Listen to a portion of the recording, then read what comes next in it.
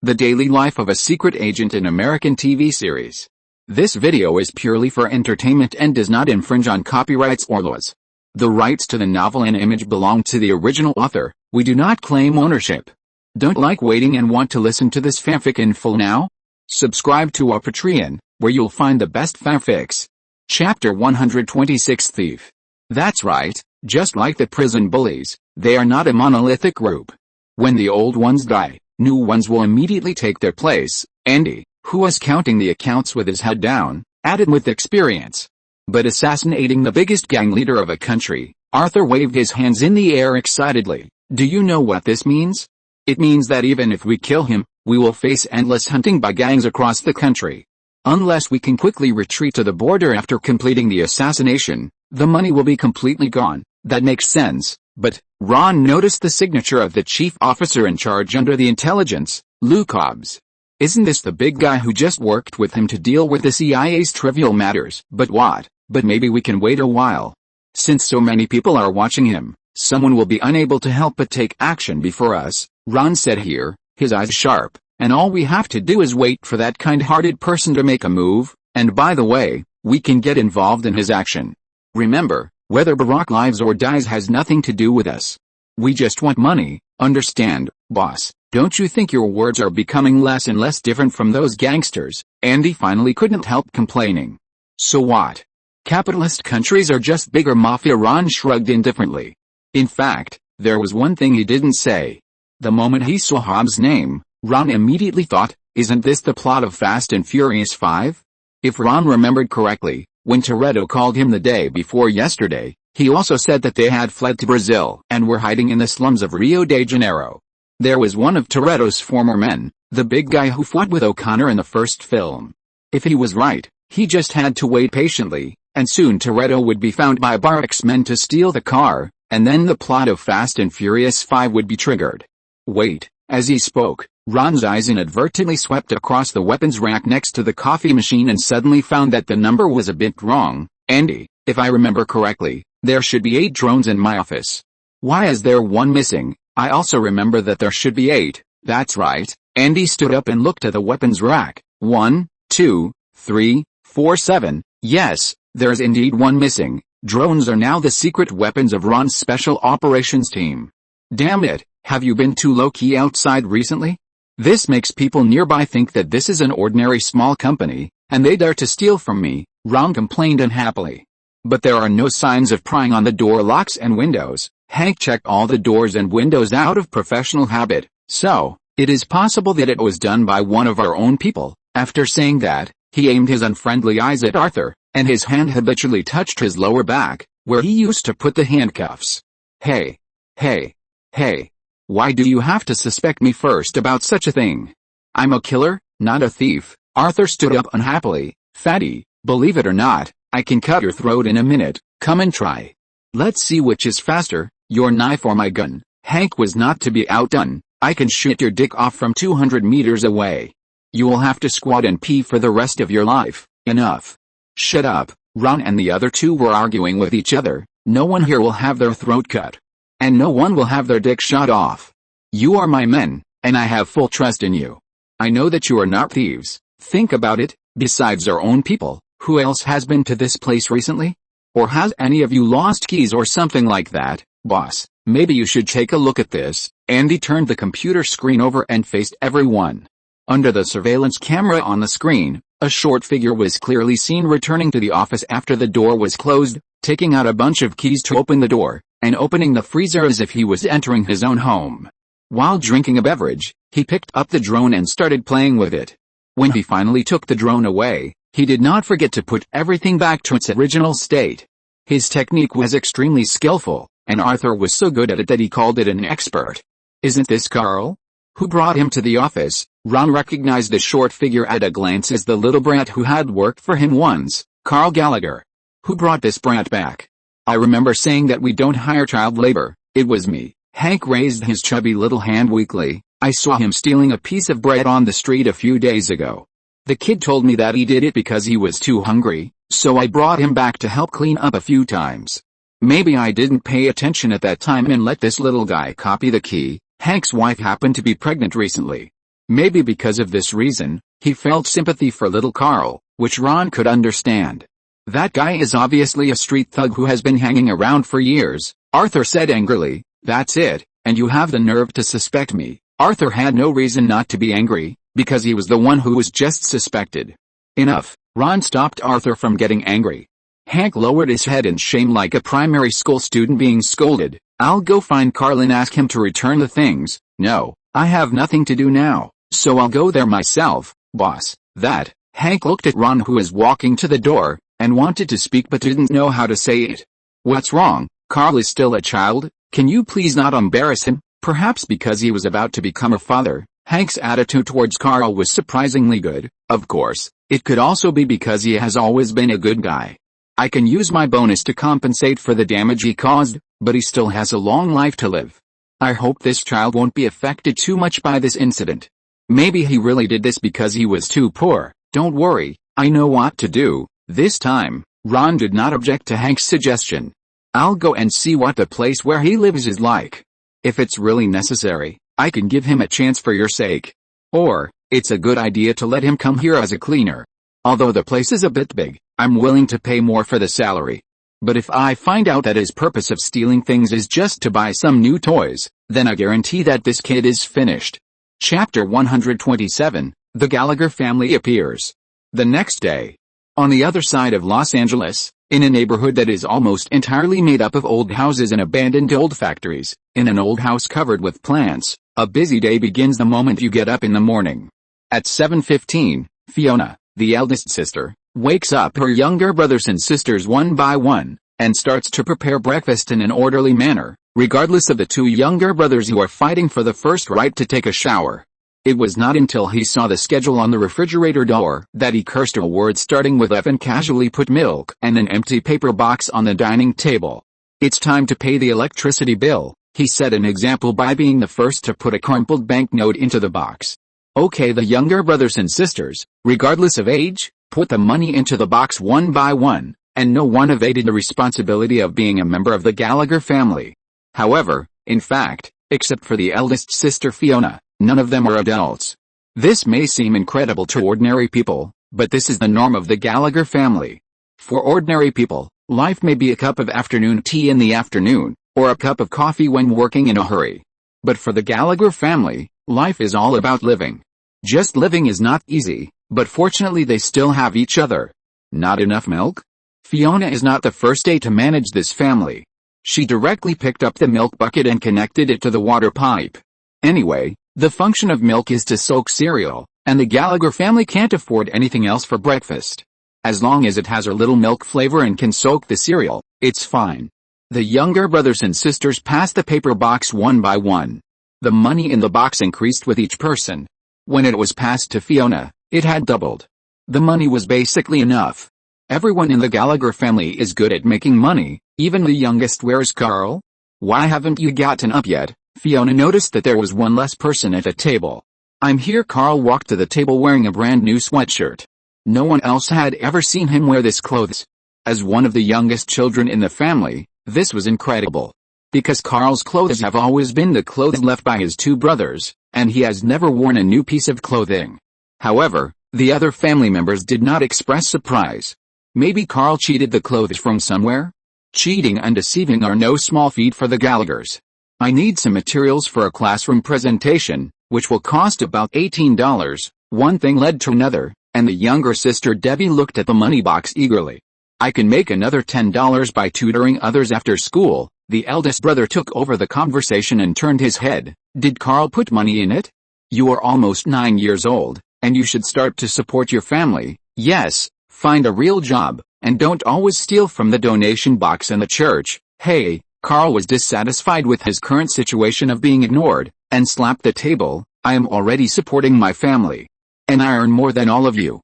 Look at this, Franklin." Carl took out a green-white bill and proudly threw it into the paper box, enjoying the envious eyes of others. He thought. Fiona immediately grabbed Carl's shoulders with a serious face. "Where did you get this money? What did you do? Did you transport drugs for others? How many times have I told you? You must never do this kind of thing." Her father did this a lot, and he was even a famous big AZ in the industry, and was famous for being able to transport 16 packages of goods at a time. God knows how he stuffed so many packages of goods in. I didn't. Carl stubbornly broke away from his sister's hand. This is the money I earned from working. The boss was very generous and gave me $200 at a time. He also said that he would ask me to do the job next time he had a job. The second brother keenly caught that the word he used was him instead of her, and looked strange. What kind of work? Did he take off your pants as soon as he entered the door, or his own pants? Hearing this, the family looked at Carl nervously. None of that. The boss just asked me to help him play with a remote-controlled plane, fly into the middle of the gangsters like playing a game, and then detonate the plane, and blow them into pieces with a bang. Can you make so much money by playing games for others? The eldest brother Philip was thoughtful. He was a top student with a strong learning ability. He began to wonder if he could also make some money in this way. He completely ignored the fact that Carl said like playing a game instead of playing a game. Okay, if the boss plans to find someone to play games with him next time, remember to bring all of us with you. The tradition of the Gallagher family has always been to make money together. I told you, it's work. Not playing games. Carl stood on the stool angrily. Why don't you believe it? Wait, I'll bring back the remote-controlled plane I earned from working. Carl jumped off the stool and ran back to the room. After a while, he brought back a strange-looking remote-controlled plane, which was the drone that Ron lost. The reason for the strange appearance is that the remote-controlled airplanes that people play with nowadays are generally piston-like airplane models, or helicopter-like models with a single wing and an auxiliary propeller. This kind of freak with 4 propellers is the first time they have seen it. This is not strange. Not to mention them, even professional model airplane players have never seen it. This is a patent that Ron has just applied for, and he has no plans to share it with others for the time being. What kind of remote-controlled airplane is this? Why does it have 4 propellers? It's simply a freak. Just here, the door of the Gallagher's house was knocked. Fiona pressed Carl on the stool and asked him to eat first, and asked the eldest brother to open the door. It was Ron outside the door. Hello, sir, this is the Gallagher's house. Who are you looking for? Philip said timidly. It was not strange for him, who had always been bold and reckless, to behave like this. It was really because Ron's appearance gave him a sense of oppression. A handmade suit that was obviously worth a lot of money, shiny leather shoes and meticulously combed hair. He had only seen this kind of dress at high-class wine parties when he was a waiter. This is equipment that only rich people can afford. If he is just a rich man, he won't be so scared. What really scares him is that this is the worst area in Los Angeles. A person dressed like this, walking through the street in the daytime, but not being robbed and leaving only a pair of underwear, only shows one thing. That is, this person is very difficult to mess with. You know, those gangsters outside don't have an 8-hour work system. They are open 24 hours a day. Seeing a person dressed like this walking through the street in the morning, it is impossible not to have bad intentions. Good morning, little gentleman. Ron didn't take Philip, who was blocking the door with his body, seriously at all, and directly pushed him aside with his hand and walked into the house on his own.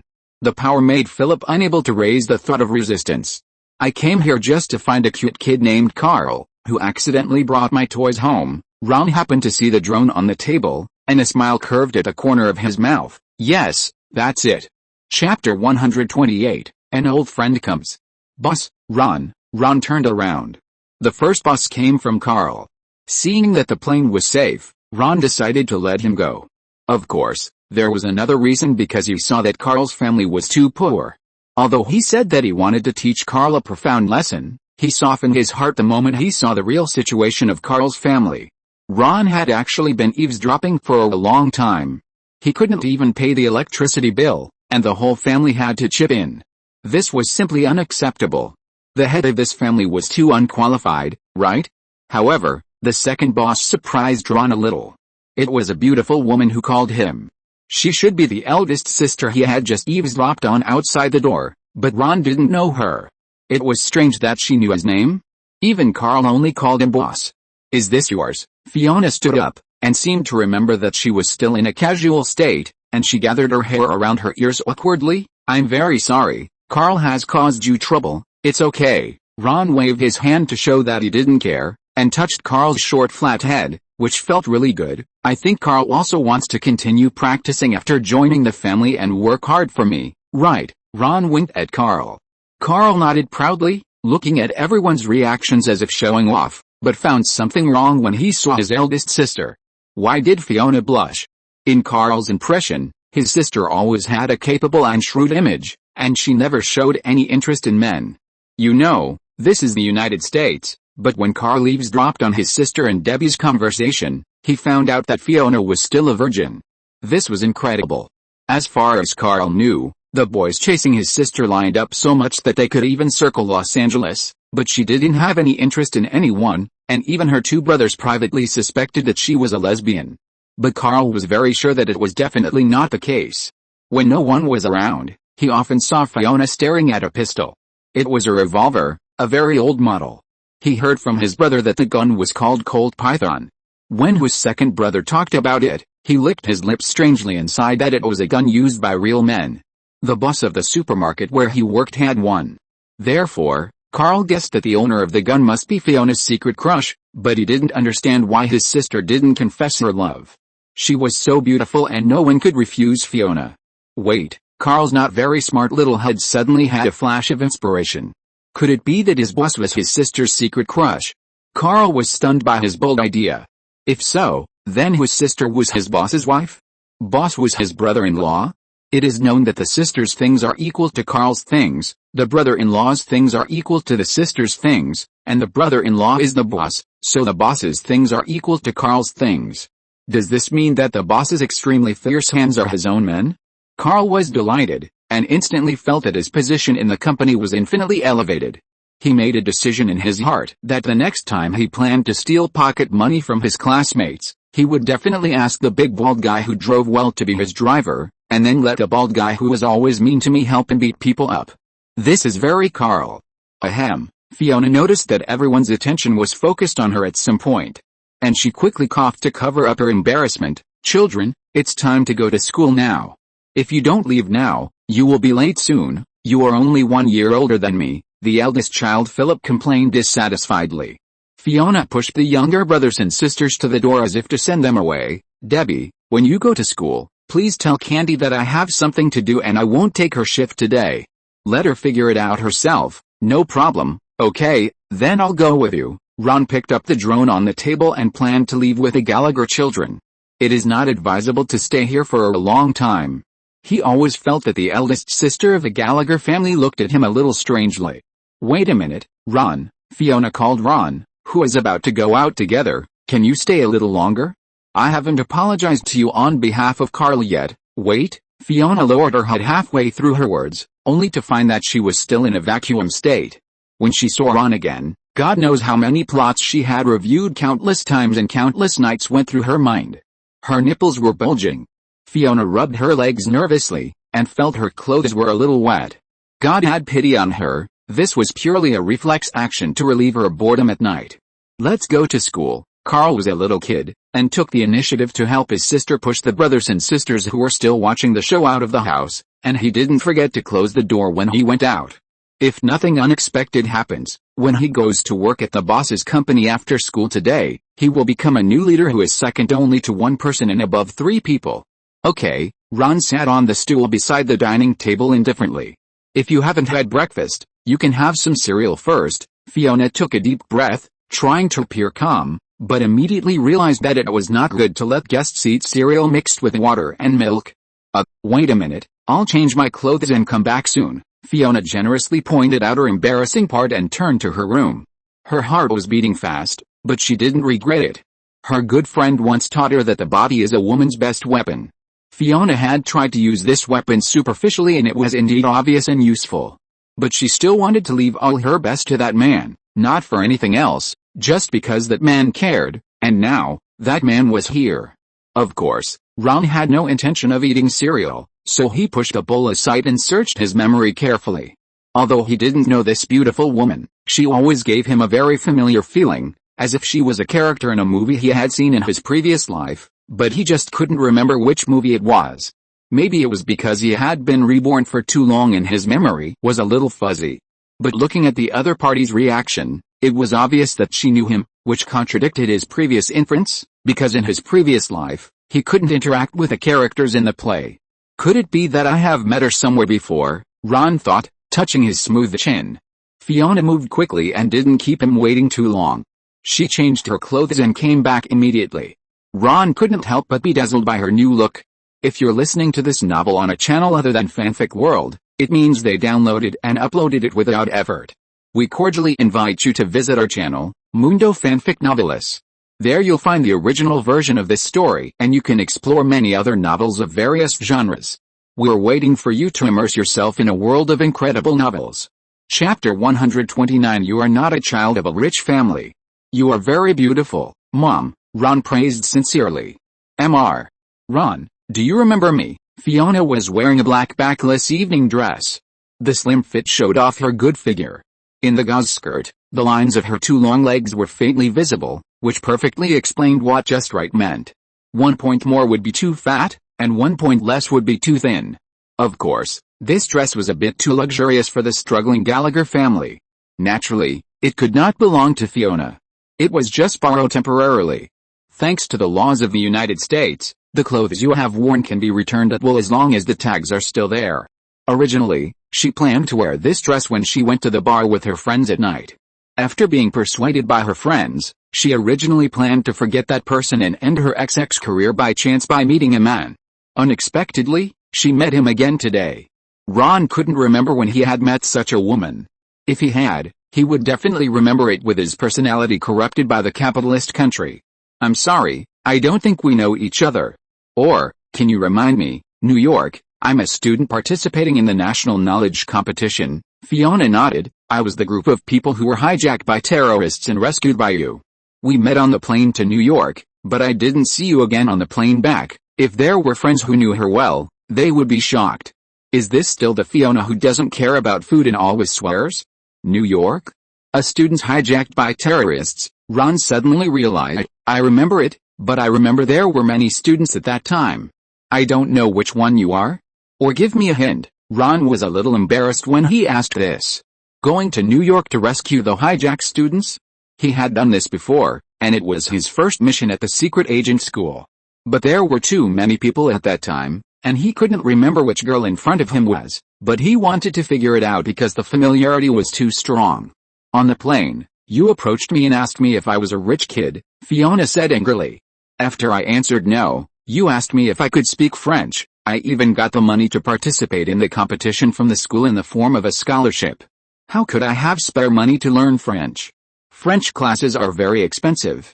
Do you know what's the most annoying thing? What? Fiona's words evoked some of Ron's memories, and he had a vague feeling that something was wrong.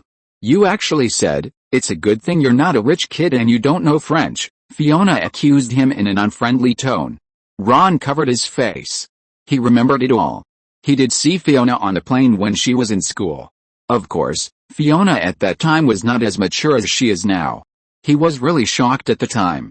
This face and this school uniform reminded him of a disaster movie in his previous life, The Day After Tomorrow. No way? No way? God, let me live again, just to let me die in a more dignified way with a gorgeous ice and snow disaster? Even though Ron took the initiative to strike up a conversation with her, he still didn't feel relieved when he found out that she wasn't the heroine in his memory. Yes, even though the students who were supposed to be trapped by the flood were kidnapped by terrorists, he still didn't feel relieved. He ignored the ridicule of his companion Hobbs and bought the thickest cotton clothes and a lot of high-calorie food overnight, and carried them wherever he went. Everyone laughed at him for being paranoid, but he didn't let go. Who knows when that tsunami will come? And the cold air that can freeze people into ice sculptures in an instant, but it turned out that he was worrying too much. By the way, the female student confessed to him at that time, and he said that he liked mature women who were clean and self-disciplined. Okay, I remember now. Ron looked at Fiona from head to toe again. You have grown up. When I first met you, you were still a little girl who had just entered high school, so am I a mature woman now? Fiona lifted her skirt and turned around lightly, her beautiful figure revealed, and said happily. Ron didn't expect that what he said casually at that time would be remembered so clearly. In the past few years, I have always listened to you. I have never dated anyone, let alone let anyone touch me. Fiona took a step closer to Ron with blurred eyes, and almost got into his arms. Ron could even feel the delicate body in front of him trembling slightly. I have never touched any drugs. Well, I have touched a little marijuana before, But you know this neighborhood, people who have never touched it are freaks." Fiona paused, gritted her teeth and threw herself into Ron's arms, burying her face in his chest, muttering, "I have waited too long for this day, and I almost didn't hold on. Fortunately, you came before I gave up." Fiona originally thought that being born into such a family was a joke of God to her. Even when she was pointed at the head by a terrorist with a gun and was negotiating a price with the police, she felt that it didn't seem to be a bad thing to die like this. Anyway, every day is muddled, life is not easy. If I die, the family should be able to get a large pension. Smart Philip will be able to leave some of the money before the dead father squanders it, to take care of his brothers and sisters. The only regret is that she will never see her family again. Just when she closed her eyes and waited for death, a gunshot rang out, and she lay down safely, but it was the person who kidnapped her. "Are you okay?" A hand reached out to her, and the figure in her eyes was like an angel sent by God. Ron was a little panicked. "Sister, I just came to find the plane. What the hell is your sudden confession?" Question: what should I do if I am found by the peach blossom luck that I haven't seen for a long time? Waiting online, urgent. Well, if I remember correctly, we seem to have only met 2 or 3 times? Are you sure you don't want to think about it again? Maybe this is just gratitude, not love. Ron tried to struggle, but Fiona hugged him tightly, and Ron didn't want to hurt her. "No need, I know what love is." Then, Ron was hugged even tighter, because Fiona even wrapped her legs around him as if to prevent him from escaping. I have to say, the touch was really good.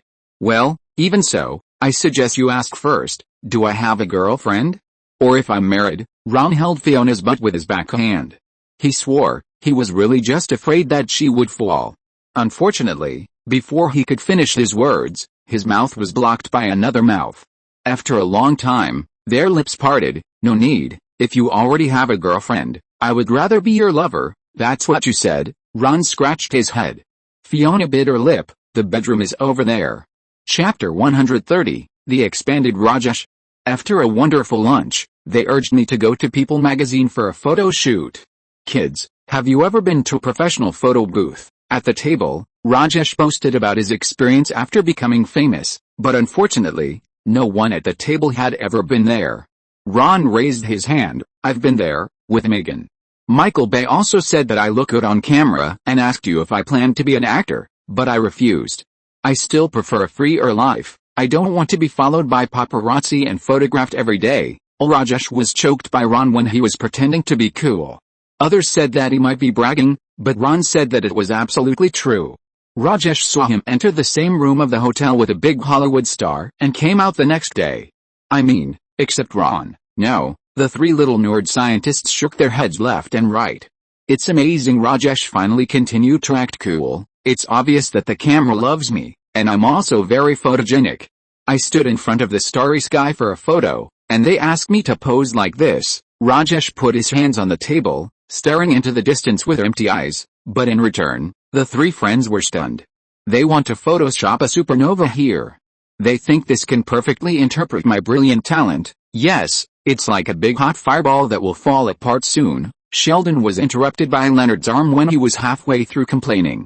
"But no one here can limit Ron's funny remarks. Maybe they want to express that studying is useless. In the end, you still need alcohol to talk to women." Tisk Howard laughed very unkindly. "Hey, I still want to hear your principal's story. He asked you why you came here to work? How did you answer in the end?" Leonard gave the answer that the 3 of them discussed at that time. Howard said it was for money. Sheldon said it was for dreams. I neutralized it and gave the answer that it was for science. I guess the correct answer must be for money. Ron smiled.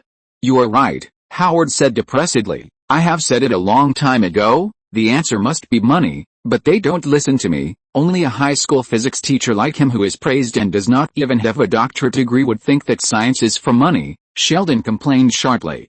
Today Leonard only said to be nicer to Rajesh, but did not say to treat Howard in the same way, so he reserved the right to fire at Howard without limit. Mechanical engineering does not require a doctorate degree. Howard was even more depressed. "But you can get one from other majors. I have a doctorate degree, and it feels great." Ron joined in the complaint against Howard. Rajesh felt ignored, but it happened that he called. He looked at the caller ID and felt that he could still pretend. "Oh, it's my assistant Trevor. This is Q Sapri. Okay, add it to my schedule first." and then help me think of a reason why I can't go. Anything else? Just hang up. Oh my God, the school actually assigned him a personal assistant, Howard said indignantly. God bless that kid, I would be busy to death without his help, Rajesh sighed helplessly. But you obviously didn't get an assistant until this afternoon. Yes, but I think I need a servant. Rajesh took a sip of wine. Excuse me, is it the law here that forbids me to say that? In India, we generally call them untouchables. Now, Sheldon asked Leonard secretly. Because Leonard told him that ordinary people have limits, he was so obedient and kept accommodating Rajesh. Sheldon's face hurt from fake smiles all day. Soon, speaking of untouchables, I have good news for you. People magazine is having a party tomorrow night. I've managed to get you invited. Of course, I can't get you to the VIP seat because that's reserved for VIPs, and you're just Ps, ordinary people, in a tribe in Papua New Guinea. When a hunter shows off his prey to other tribesmen, they will kill him and beat drums made of his skin to drive out his evil soul. Sheldon suddenly started telling a fable, but this time Leonard didn't stop him. Of course, feudal superstition is not recommended, but some people can understand the meaning of this story. After saying that, Sheldon hinted wildly with his eyes.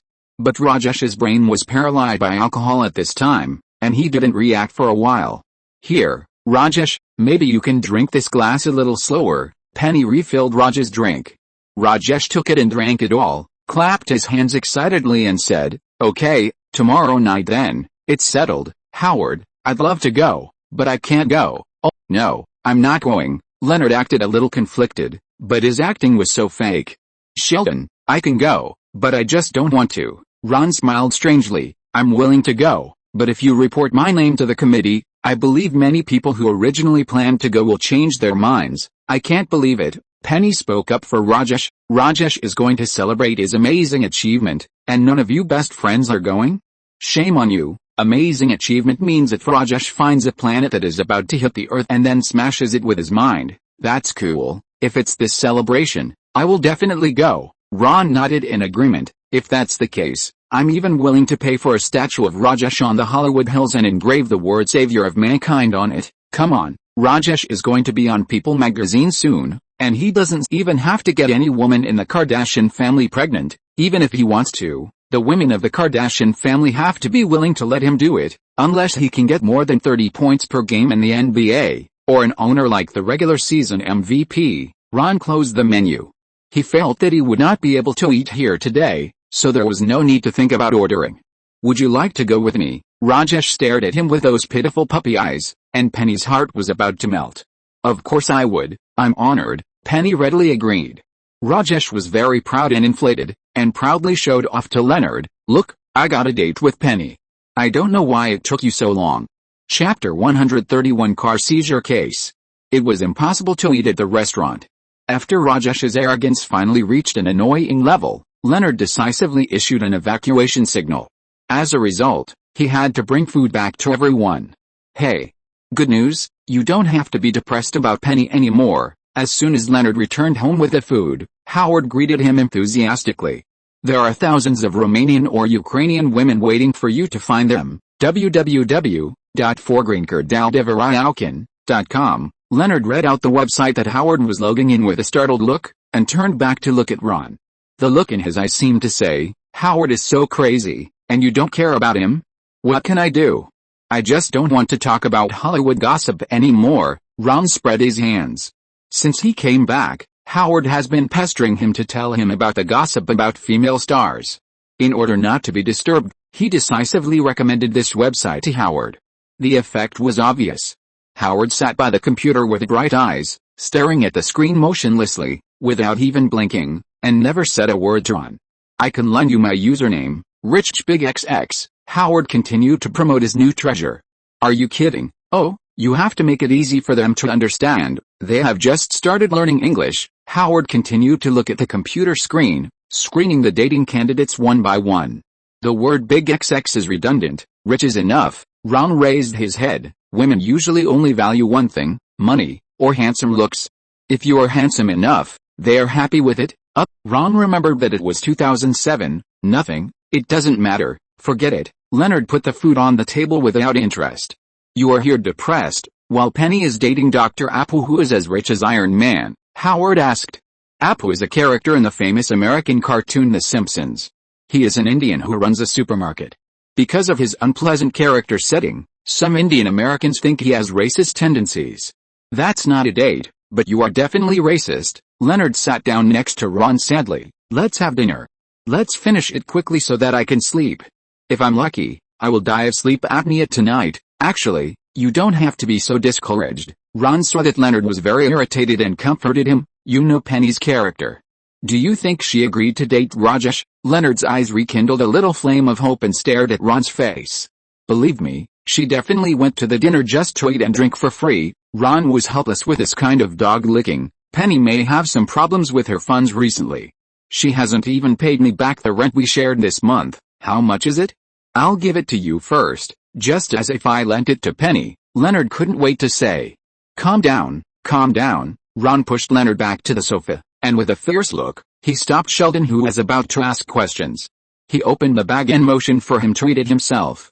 Actually, you don't have to chase Penny like this.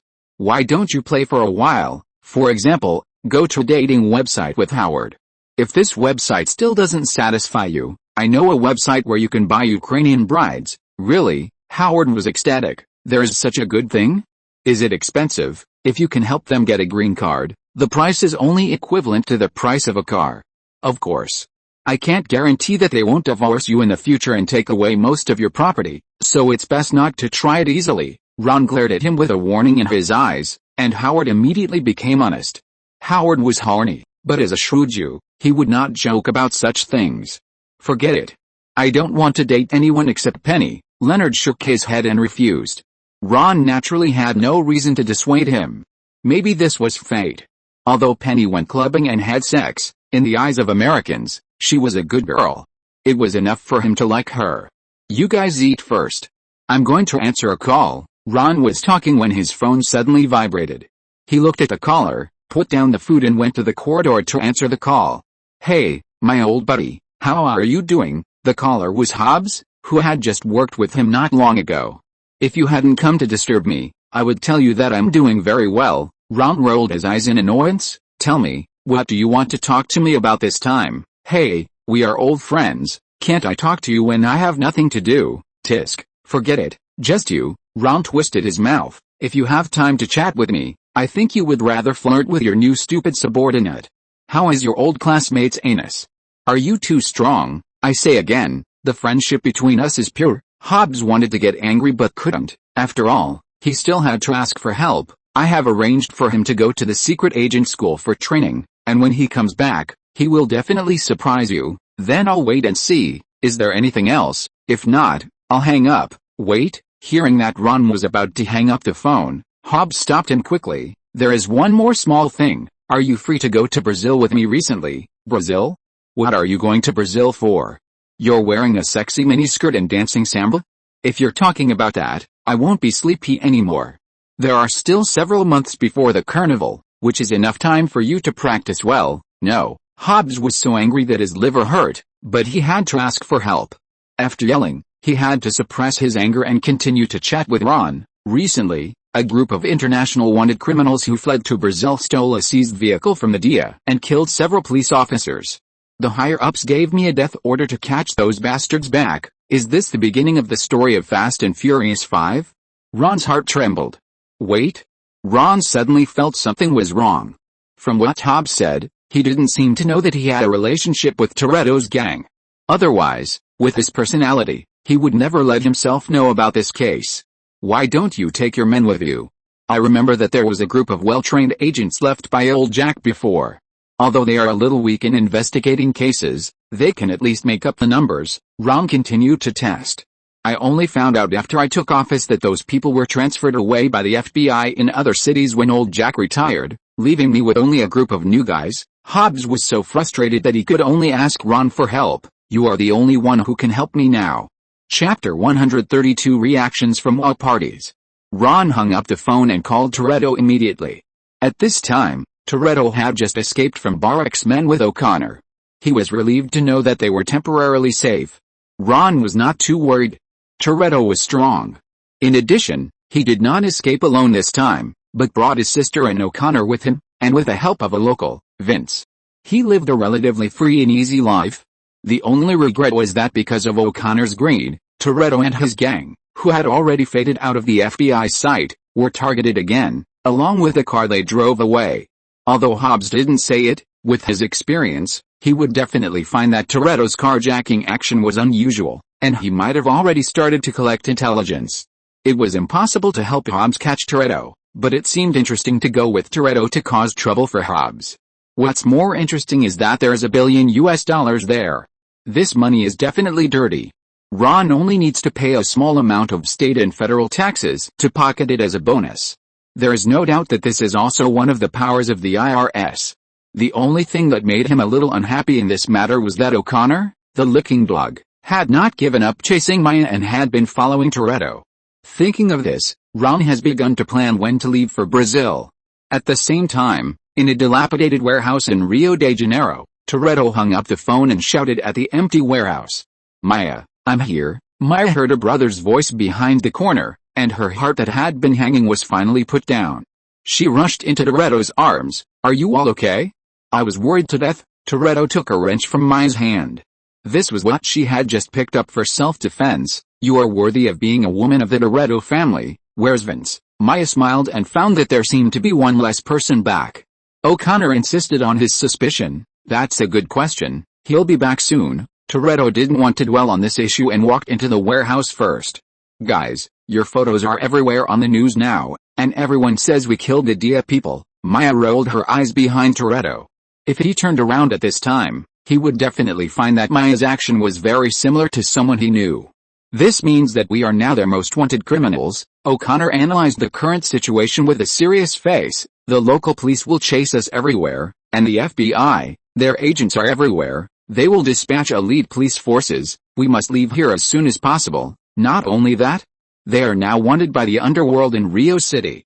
It can be said that they are now wanted by both the black and white worlds. Toretto picked up the screwdriver on the table and prepared to dismantle the car. "The only thing that is certain is that they want this car. There must be some secret inside. We must figure it out. Then we will know what kind of situation we are facing." Ron had just reminded him implicitly in the phone call that the other party's madness seemed to be related to the two cars they stole. With Toretto's intelligence, it was not difficult to guess that there must be a particularly important secret hidden in this car. In Los Angeles, after being rejected by Ron, Hobbs also dialed a number on his mobile phone without stopping after hanging up the phone. "Hobbs, how are your staff prepared? When can we set off?" The old voice sounded on the phone. "Very bad." Anonymous. Hobbs was in a very bad mood. "Almost all the people left behind by Jack are novices. It would be better to give me a group of kittens than to let me take this group of rookies to catch people across the country. At least they can really catch mice." Anonymous pondered for a moment. "Okay, I can help you hire a group of mercenaries from Blackwater to help you work. Blackwater can be completely regarded as my people, but you must remember that catching fugitives is just a side job. Your real purpose is, make Barak shut up forever."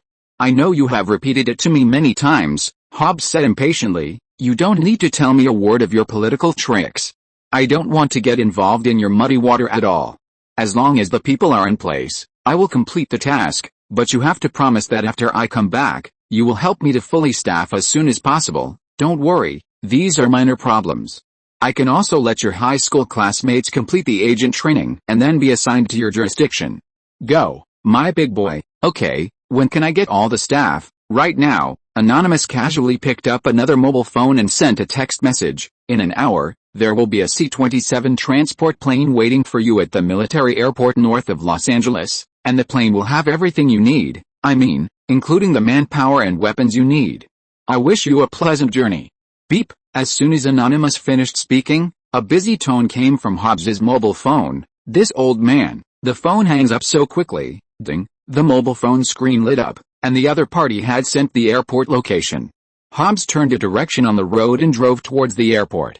At this time, Ron had already locked the doors and windows, to prevent Penny from attacking at night, and fell asleep. 5 hours later, when Ron was still asleep, the plane that Hobbs was on had landed in Rio de Janeiro. Bang! The hatch at the back of the fuselage opened, and Hobbs walked out first. He turned around and began to lecture the soldiers behind him with great authority. "Listen, we are chasing a group of professional drivers. They like speed and are not afraid of taking risks. So, make sure you have enough ammunition and chase them with all your strength to catch them all in one fell swoop. Hobbs's eyes swept across the faces of his new subordinates one by one, and he was extremely satisfied. These people have seen blood and must be very useful. In addition to combat personnel, there are also talents who are proficient in various skills. It must be said that the arrangement of the anonymous person is really considerate. The most important thing is that they must not get the car. Hobbs's expression was solemn, and he said 3 absolutes in a row. He didn't know Toretto, but he knew from the information that he was the best driver in Los Angeles, but he had seen Ron's driving skills. When they were partners before, Ron had let him out of danger many times with his superb driving skills, so he was impressed. In his opinion, if the driver to be captured had only half the strength of Ron, the capture would become extremely troublesome. Although this was a secondary mission, it would be unacceptable for Hobbs, a perfectionist, to just kill Barak and return empty-handed. Chapter 133 Flying Competition. Now, start the action, Hobbs gave an order, and his mercenaries began to unload the equipment one by one from the plane in an orderly manner. Agent Hobbs, I'm the police chief of Rio de Janeiro. The local police chief greeted him enthusiastically. I'm deeply sorry for the death of your people. Is it necessary to make such a big fuss over these 2 people? The sound of a heavy off-road vehicle getting off the plane behind him startled him. Let me tell you what these 2 people are capable of. Hobbs had no intention of slowing down for him. He said as he walked, one of them is a former FBI agent who has been undercover for 5 years and knows our plan very well. The other is a professional criminal who has escaped from prison twice and has been evading police for most of his life. The police chief jogged all the way, a little out of breath. Okay, if there's anything I can help with, only 2 things. First, I need a translator. No problem, we have many. Hobbs seemingly casually pulled out a piece of information from the folder and handed it over. Elena Navis, a patrol officer. That's her, just do it. Why her? We have many well-trained and excellent police officers. I like her smile. Hobbs gave a well-thought-out, but seemingly nonsensical answer. In fact, he had already gone through all the information on the plane, and came to a conclusion that Barak's gang must have a deep connection with the police station. He dared to guarantee that at least half of the people in the police station had received Barak's bribes. That's why he took such a cold attitude to deal with the chief of the local police station. The only person who might stand on his side was the police officer whose name he just reported. Her husband was just shot to death by a drug gang last month, and she had an irreconcilable feud with Barak. No matter what her ability was, at least she would not betray.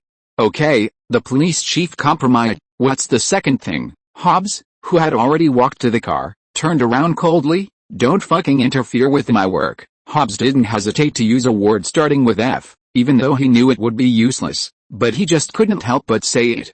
On the other side, Toretto and the other 2 had already dismantled the beautiful sports car into parts.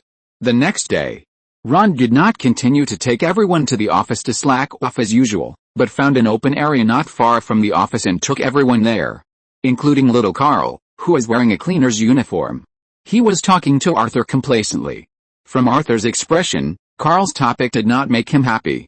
Not long after walking on the grass, Andy was already sweating profusely. Boss, if you plan to take everyone out for a walk today, I suggest you slow down your walking speed so that an old man like me can keep up. Don't put yourself in the ranks of the elderly. Andy, you're only in your 50s. Ron slapped Andy to the ground with a slap. Besides, I also said that you don't have to come out. So, what are we doing here with all this stuff? How far do we have to go? Hank threw the things on his shoulders to the ground and panted heavily. Just here. Ron estimated the distance, picked up the metal rings with brackets that were scattered on the ground, and directly inserted them into the ground. Now, insert these iron rings into the ground according to the shapes marked on my diagram. I'm going to recruit a new member today, but I plan to try something different. I sent an email yesterday and invited a bunch of people to come for an interview. They will fly my drones and pass through these iron rings one by one according to the serial number. You will be the referee later and help me find the one who flies the fastest. Arthur complained while working. What's the point of this? Is it just bored? No, it's just that I found that if there can be a full-time drone control in my team to help us detect or cooperate in combat from a better perspective, it will make everything easier. Boss, can I join? Carl raised his hands excitedly. No. Ron touched Carl's short flat head. You are just a child, and California law clearly prohibits the use of child labor, but he is already your cleaner, Arthur complained pointedly. Carl continued to look at him eagerly, and Ron shrugged helplessly. It's different. The job of a cleaner is more like mowing the lawn for the neighbors. It's just a way for children to earn pocket money, but my drone pilot is different.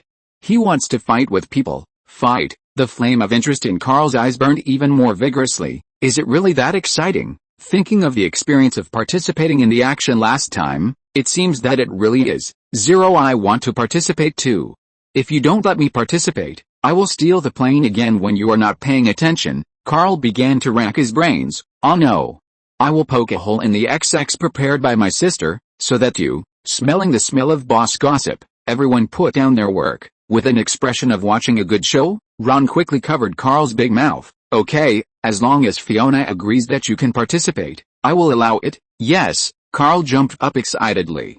Sure enough, after hearing that it was for Ron, Fiona agreed without asking what the job was. Ron had no choice but to pinch his nose and accept it. On the grass in the park, more and more people gathered. Little nerds wearing thick glasses and pale faces began to gather around Ron. Boss, are you really going to recruit an agent from these nerds to carry out missions with us? Hank looked at the little nerds who came to apply for the job, and a disdainful smile appeared on his lips. I suspect that they will wet their pants before they go to the battlefield.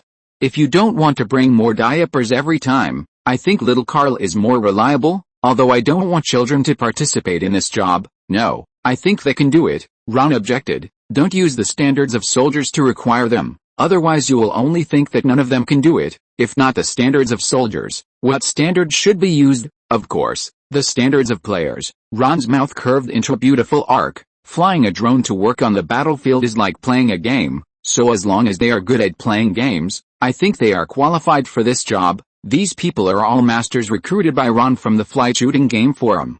Ron is full of confidence in them. Chapter 134 Rio's Strategy. Before the agreed time of 9 o'clock, the grass in the park was already full of people. Sure enough, a high-paying job, plus a considerable bonus, was too tempting for these guys who only knew how to play games.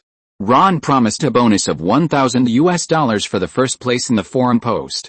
The competition organized by Ron was conducted in groups of 6, in order to maximize the real level of results.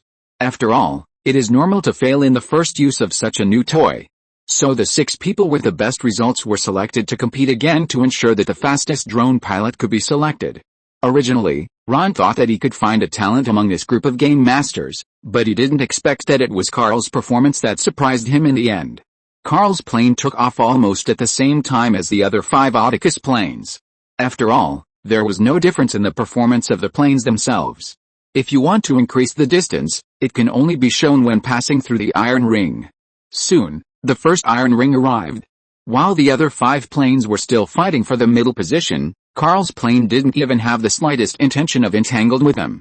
In the process of moving forward, it climbed to the highest position by sacrificing a little speed, and lagged behind the other 5 planes a little bit, but the distance was not big, only half the distance of the aircraft. Swoosh! When the plane that rushed to the front had passed less than half of the iron ring, Carl, with a wicked smile, gently pressed the joystick, and the plane suddenly pressed down and directly knocked down the other planes, hitting the bottom edge of the iron ring. The other 5 planes were in a mess, and Carl's plane had already taken the lead and passed through the iron ring.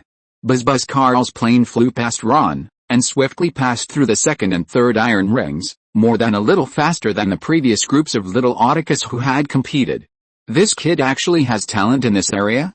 Ron covered his face. It seemed that agreeing to let him participate was indeed a mistake. Is there any need to see the result? Carl must win in the end, and the results of others can't even touch his edge. Bah! What game masters are they? What a bunch of trash. Ron looked at the other geeks who were envious. These guys were still clapping for Carl. Come on, don't you know he has taken your jobs?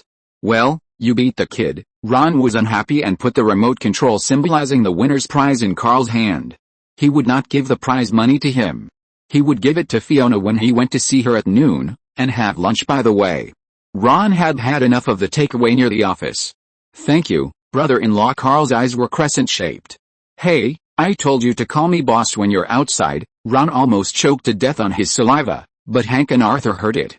The two had strange expressions. On the other side, Rio de Janeiro.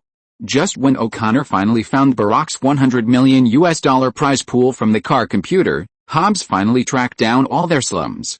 After a chase, Toretto, who escaped from the sky, became more and more daring and decided to take him down and fight Barack. Of course, he was sober-minded and had not yet overestimated his own abilities to the point where he thought that he and O'Connor could handle it.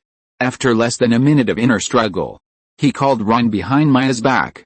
"Hi, Toretto, what's up?" Ron had just gotten up from Fiona, and she was already panting, but Ron was not affected at all, and his breathing was so steady that Toretto could not hear anything. "I need your help." Toretto paused. "Remember Barack, who we took in together before? I had some problems with him when I was on the run, and now I'm in his lair. I guess you want to take him down?" Ron asked with interest, and his whole body shuddered. $100 million, is it here already? Come on, what do you need? You know, I have everything, and even if I don't, Orlov will send them to us. I'm not worried about all that. Now it's mainly a matter of people. Toretto curled up a nostalgic smile of returning to his old job. First of all, we need a generalist, someone who can fit into any environment. I have that. Ron thought of Arthur. What else? Toretto continued to put forward his needs. Someone who is eloquent and can handle everything with just his mouth. I don't have anyone in this area. Ron shook his head. But I believe that O'Connor childhood playmate who hung out with you should be able to do it. That foul-mouthed guy. They should have a lot of surveillance equipment. Toretto was interrupted by Ron halfway through his words. I guess you still need a high-level hacker who can hack into various surveillance systems. Right. After getting a hem from Toretto, Ron continued, leave this to me. You won't meet her, but I guarantee that she can handle everything, better than any so-called expert you find. Ron thought of Peggy, but Peggy's skills were too amazing, and Ron didn't want to expose her because of a mission. Okay, but as a safety measure, I will also find another such expert to participate in the operation. Toretto was a little worried about the her he couldn't meet, especially in a sense. This her was still Maya's competitor, but in the end he chose to compromise. No problem, Ron agreed readily. Anything else? In addition to those surveillances, Barack must have a safe. We also need someone who can crack the safe. Don't worry about this, I can do it. Ron recalled the plot of the movie. Toretto should be talking about the two Mexicans. These two people are still useful. He nodded in agreement. And another one who can use all kinds of... Toretto was halfway through his words when he was interrupted by Ron again. In short, it's an attacker, right? These things are not for you to consider. Leave the offensive to me, and you just need to drive the car well. When it comes to everything related to cars, you are a professional, but when it comes to fighting, I am the most professional. Professional things should be left to professionals, okay? Toretto was suppressed by Ron's momentum and had to agree. Ron stood up with a smirk. Finally, I want to talk to you about how to divide the money. My plan is that you and I will each take half, and then divide it among our respective people. Of course, you will also have to pay taxes on the part of the money you receive. Don't worry, I will calculate it for you as unexpected income, and you only need to pay state and federal taxes. Chapter 135 Roman's Provocation. Sexy legs, baby, when are you going to open up for me? In an old warehouse in Rio, a frivolous black guy approached Giselle, who had just come in on a motorcycle with a smirk on his face, but Giselle already had a way to deal with this kind of street thug. Ka. Giselle immediately pulled out a loaded pistol from her body and pointed it at the black guy's head. When I pull the trigger, do you want me to open it? Giselle smiled sweetly, extremely charming, but a rose with thorns.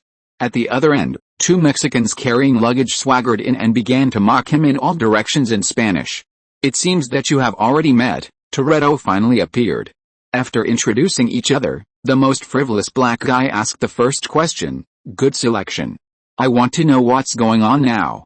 Why did you call us here from so far away? We have a new job. Toretto smiled mysteriously, and O'Connor began to introduce the situation according to the FBI's habit. The target is named Barack. He is in charge of the drug trade in this area. He has never been caught because no written records have been left. Does that mean he never deposits his money in the bank? That's right. O'Connor unfolded the map. His money is in every place in this city. That means we have to empty it one by one. Toretto replied. What? The frivolous black guy was shocked and spoke wildly at the speed of rap. Don't think I don't know. He is the boss of this area, and there are only a few of us. You are crazy, bringing us to a completely unfamiliar country, and then let us rob the biggest gang leader here. Oh my god. I actually thought it was a legitimate business. This sounds more like a personal grudge. I won't ask you to do legitimate business together. As the saying goes, the most familiar people stab the most fiercely, and O'Connor's complaints made him feel heartbroken. Is that so? I love all of you, but I don't feel comfortable doing it for personal grudges. After leaving, Roman was the first to turn around and leave. Toretto had heard about his character from O'Connor a long time ago, and he smiled softly when he heard it. We are talking about $100 million. What did you say? Roman turned around. You know, sometimes I am too cautious. After all, we just met. His funny appearance caused others to laugh. Yes, that's right, $100 million. We will divide half of the money equally, which means that each person will get at least $5 million. Okay, I'll join, but I want to ask, why only half? What about the rest of the money? Of course the rest of the money belongs to me. Ron finally arrived, followed by two bodyguards, Hank and Arthur, on the left and right, and Carl, who looked unhappy and pulled everyone's luggage with a cart behind him. Long time no see. Ron hugged Giselle and Maya, who he had known for a long time, and turned to look at Roman. What? Do you have any objections, kid? Hey, there are only 3 of you. Even if you bring the children, there are only 4 of you. Why should we take half of the money? Roman argued. If it were me, the money should be divided equally among everyone. Don't you think so? Roman looked around, looking for people who agreed with him.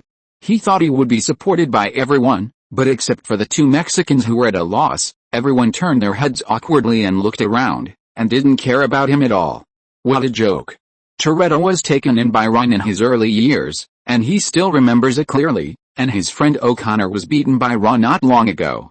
In addition, Teji met him when he was racing underground, and knew his background, and Giselle was a CIA person, and she called Ron in advance before coming this time. By the way, Giselle seems to have resigned from the CIA. I wonder if he can be poached this time. He still trusts Giselle's fighting power and ability. What's going on? Roman was a little confused. This guy is planning to rob you of your money. Roman raised his fist in front of Ron and gestured. Don't think I'm afraid of you just because you bring 2 bodyguards. Believe it or not, if it's a one-on-one duel, Uncle Roman can beat you to pulp. Ha ha ha ha. Ron laughed so hard that his stomach hurt. This was the funniest joke he had heard this year. You want to fight me one-on-one? Of course, I mean 1 against 1, not me fighting 3 of you alone. That's not fair. If you're afraid, you can ask the kid who's dragging the luggage to help you. Uncle Roman will be merciful and give you a chance to fight 2 against 1. Roman weighed the strength of both sides and thought about it in his mind. The bald guy looked like he was not easy to mess with. He was definitely a ruthless person. That was fine, but the fat guy had a huge weight advantage and might not be able to beat him. Roman had fought with a fat guy before. Even if he punched him with all his strength, he could only create waves of flesh on the other person, and the other person's grabbing would crush him to the point of suffocation. Only this pretty boy looked easier to bully. Although he was tall, a head taller than me, and his muscles looked impressive, they were just fancy tricks from the gym. They were not as good as the skills I had learned from fighting since I was a child. What else could such a pretty boy have except selling his ass? Roman maliciously guessed that he was a gay, and gays were afraid of pain. And if he brought a burden with him, his fighting power would be reduced by half. Roman had planned it all. As long as the other party agreed, he would go for the kid immediately. The other party would definitely save the kid, and then the smart old man Roman would smash his jaw with 1 punch. Haha, no need to bring the kid, we can just fight one-on-one. If you beat me, I'll give you all my share. Ron laughed until tears came out. Now as soon as he said that, Roman punched Ron in the eye. Although this was different from his original plan, it didn't matter. I didn't say that he couldn't attack by surprise. Roman was very proud. But just when Roman was imagining that he could beat Ron with 1 punch, get a lot of money and win Giselle's heart, Ron tilted his head slightly and dodged Roman's punch. At the same time, a slap was getting bigger and bigger in his eyes. Bang! Anna didn't dare to look directly at Roman's miserable state, and he was already slapped to the ground. Did your boxing coach teach you not to use your full strength? Ron looked down at him condescendingly. Unless you were 100% sure of hitting, each punch can only use 50% of your strength. Forget it, you can't even balance your center of gravity. I guess no one has taught you boxing. Oh my god. I was actually knocked down by a pretty boy? Roman felt insulted and quickly got up and took an attacking posture again. But this time he was much more cautious. What? Don't you want to fight? Then let me attack this time, Ron smiled. If you're listening to this novel on a channel other than Fanfic World, it means they downloaded and uploaded it without effort. We cordially invite you to visit our channel, Mundo Fanfic Novelis. There you'll find the original version of this story and you can explore many other novels of various genres. We're waiting for you to immerse yourself in a world of incredible novels. Chapter 136. Is it fun to burn money? As soon as Ron raised his fist, Roman protected his head reflexively. His eyes peeked out from the gap between his arms and watched Ron's every move nervously. And no one else wanted to help, including Roman's good friend Agent O'Connor. He didn't even bend his waist. Who is he looking down on? Ron looked at Roman's fragile lower body with disdain, and without saying a word, he stretched out his foot and hooked it. Roman hurriedly took a big step back in panic. But because he paid too much attention to the defense of his lower body, the gun mount that had been held in his upper body fell apart, and Ron's fist, which had been raised, instantly turned into a palm. Pah! A loud slap. Roman's ugly face turned 180 degrees on the spot, and then his body slowly followed. His face was swollen. That's it, Ron patted the palm that had just slapped someone. This guy was really thick-skinned. Roman rolled on the ground for several times before staggering to his feet. His eyes were full of fear, but he still said, "Can you not slap me? Slapping is a trick used by women. If you have the guts, fight me like a man," he shouted happily, but his feet quietly moved to where Toretto and O'Connor were standing. He waited for Ron to raise his hand again, and he immediately hid behind the two people. Ron was contemptuous in his heart. Is this a tough mouth but honest body? Okay, this farce is enough. Seeing that Roman had been taught a lesson, Toretto came out to smooth things over. Who else has any objections to the money distribution plan now? Everyone who had seen Ron's strength naturally had no objection. Okay, the distribution plan will remain unchanged. Now let's plan how to rob all of Barak's money. His money is too scattered. You can't complete the robbery in all places at the same time, and it's even impossible to find all his hiding places for money. Ron walked to the map, thought for a while and gave his answer. Ron is a professional when it comes to robbing money. But as soon as we finish robbing the first point, he will spare no effort to protect the remaining property, so they will move the money to one place. It must be said that O'Connor, who came from the FBI, still has some brains. Ron also thinks that this analysis makes sense, but he knows that things will never be so easy after watching the movie, but he still overlooked one point. Yes, but there is another point. The main purpose of our first robbery is to make them gather all the money in one place. Therefore, we don't need to act like we are robbing money, but we need to act like we are here for revenge. Ron continued to improve the plan and took over the command directly.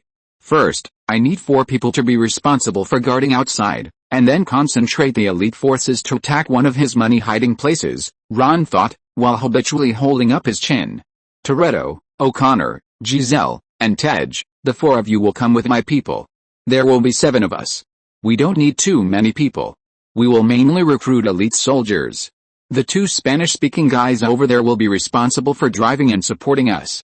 The others will observe the surrounding streets from these commanding heights and report to us at any time. Toretto agreed, and the others naturally had no objection.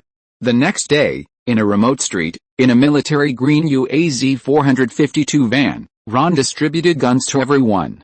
This is an AK rifle from the Soviet era. It has not been registered anywhere. Ron pulled the bolt with a click. You can use it boldly without worrying about being discovered by anyone. O'Connor in the mask was speechless for a while. As a law enforcement officer, is it really okay to say this? Ron didn't care about him.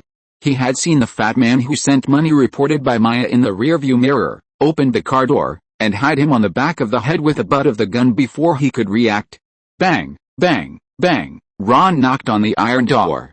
Who is it? A small hole was opened on the iron door, and Ron pushed his gun against the fat man's butt, so the little fat man had to put his face close to the hole. It's me. The iron door was successfully tricked open, and Toretto took the lead and hit the guard's face with the butt of the gun. The guard covered his nose and fell to the ground. Behind him were Giselle, Arthur, Hank, O'Connor, and Ron, who was holding a gun against the little fat man, entered one by one. Don't move, Toretto yelled, causing screams in the room. Fuck, Teji was stunned. This is too evil, isn't it? There are women in bikinis in this room. In the room, Except for a few guards with guns, there were women in bikinis.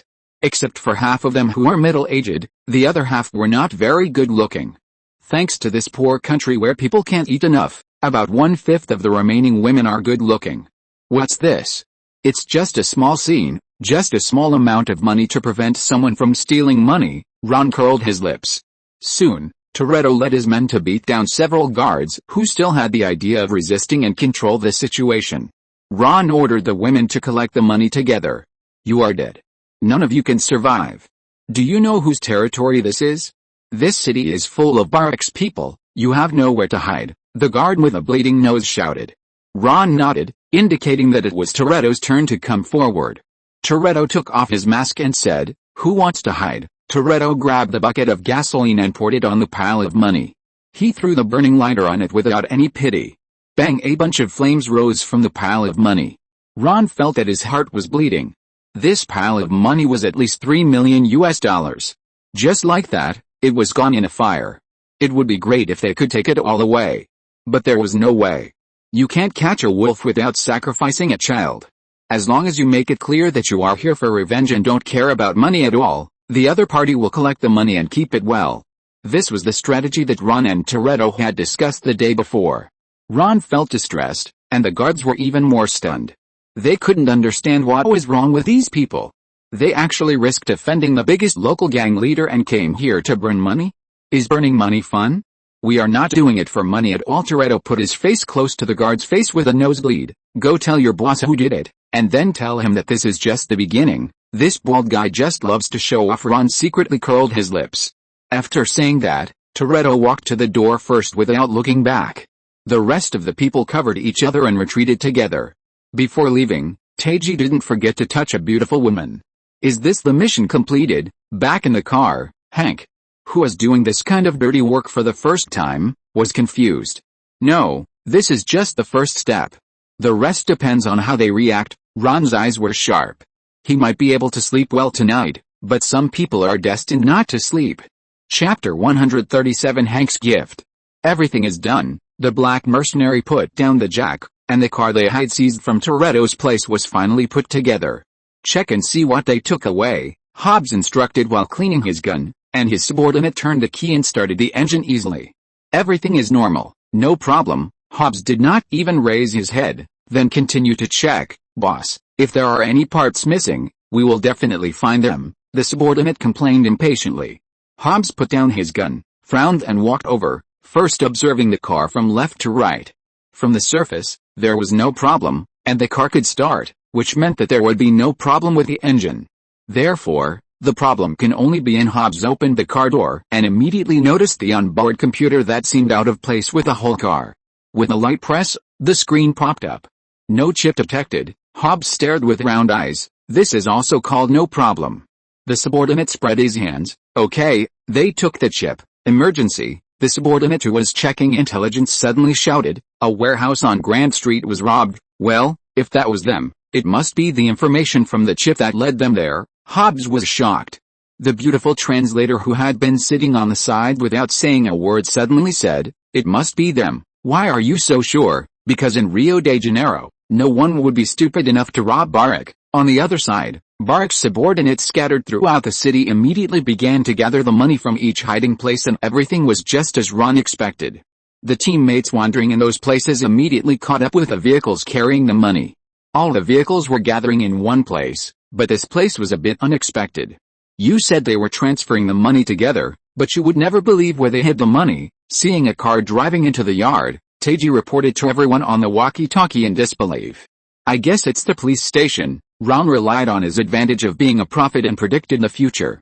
Right, Toretto took the intercom. We probably need to replan now. No, that's not a problem at all. You guys first scout the internal structure of the police station. Since the money is in the police station, we just need to rob it, Ron said as a matter of course, and Roman, who was arguing with him, immediately retorted. Oh my god, are you crazy? It's not enough to rob the biggest local gang, you also want to rob the police station? What are you going to do next? Form an anti-government armed force and subvert the national regime. Why not? It's just that there is no need to do that. The benefits and costs are not proportional at all.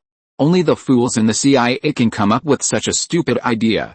Maybe I should recommend you to the CIA for an interview. With your intelligence, you will definitely pass." Ron put the intercom aside, and while talking easily, he put down the welding mask again. Zzzz. A burst of sparks came out of the welding gun, and a steel pipe was welded to the gas tank. If Hobbs was here, he would definitely let it go. This is the strange cannonball that Ron used to create smoke last time. But this time, it was not filled with gas smoke or other things that had no lethality, but high explosives. This was another warehouse that Ron found 5 miles away from Toretto's group. Because Toretto was too big a target, and Ron was doing private work this time, so he couldn't leave any handle for others.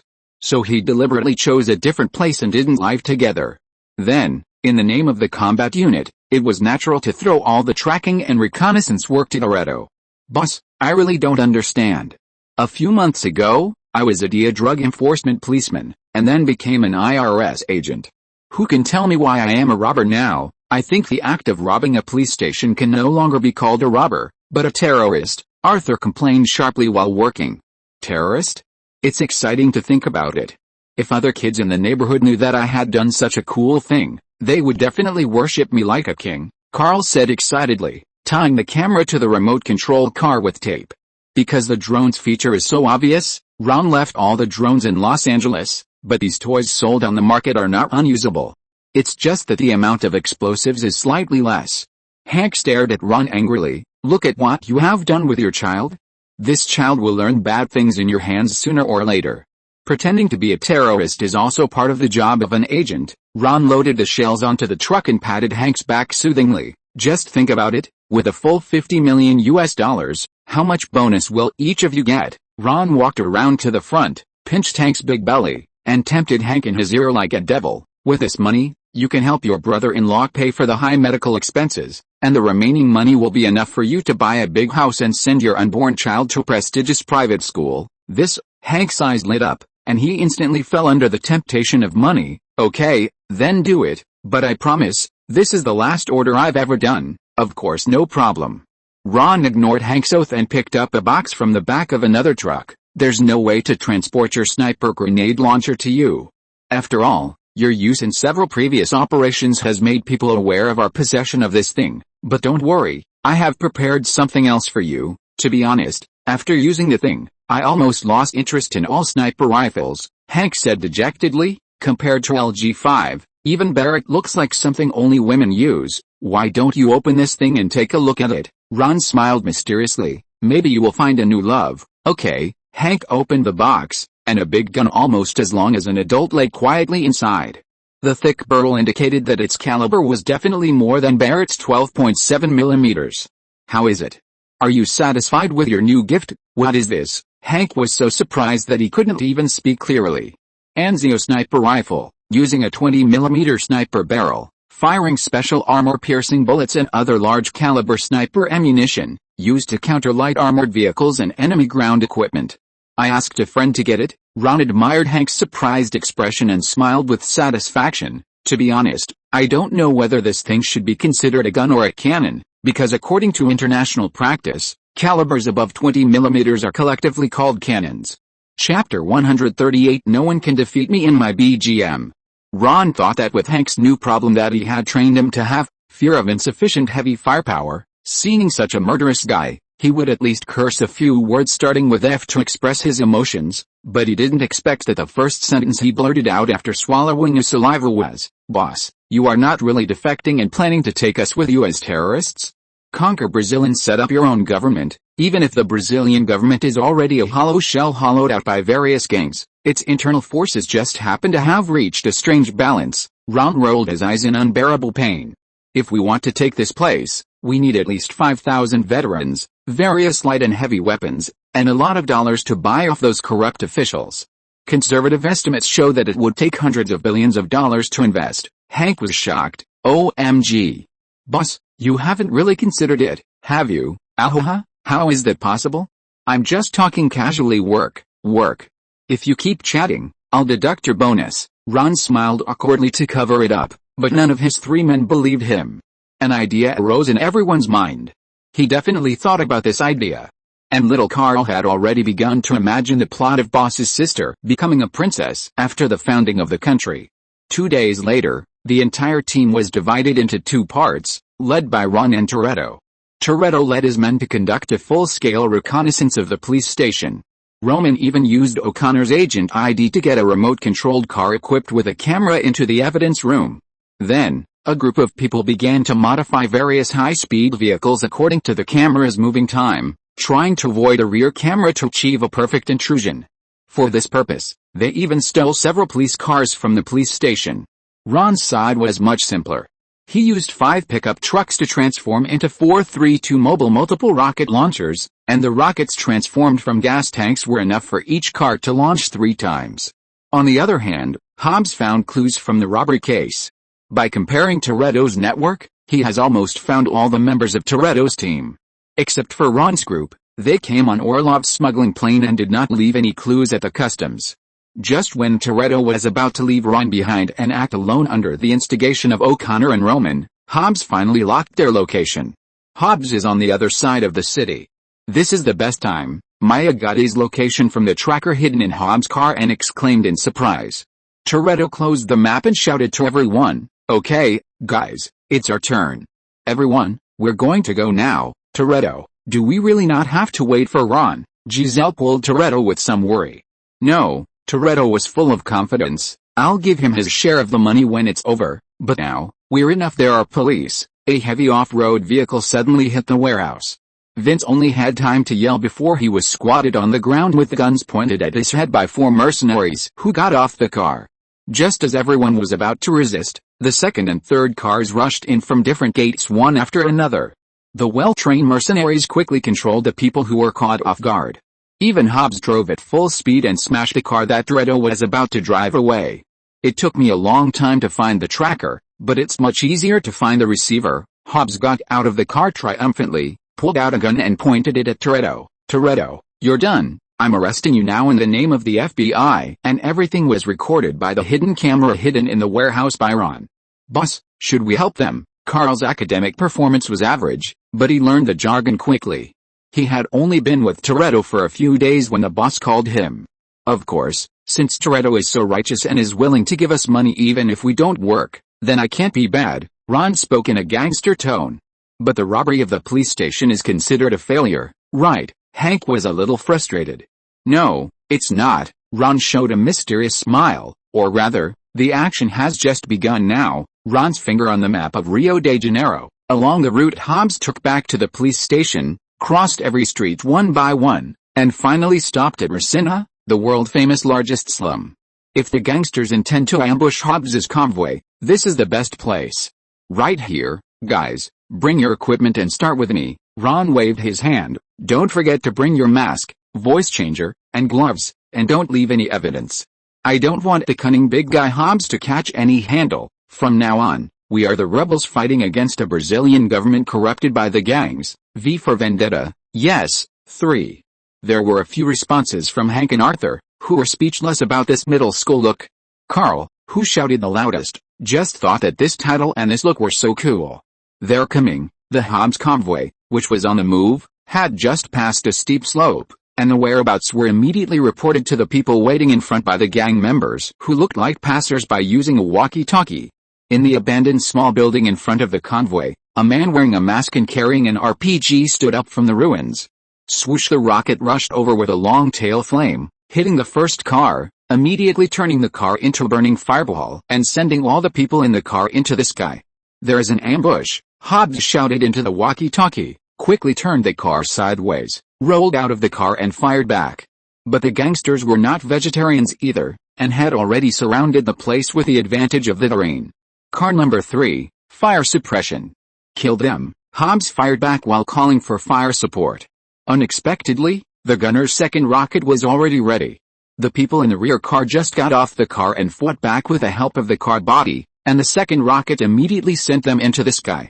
Hobbs' eyes were bloodshot. These were all his men, although they were temporary. Gradually, Hobbs's men fell one by one, leaving only himself, who was still barely holding on, but the battle situation was critical, and he himself was also heavily thrown to the ground by the shock wave of the explosion, dizzy.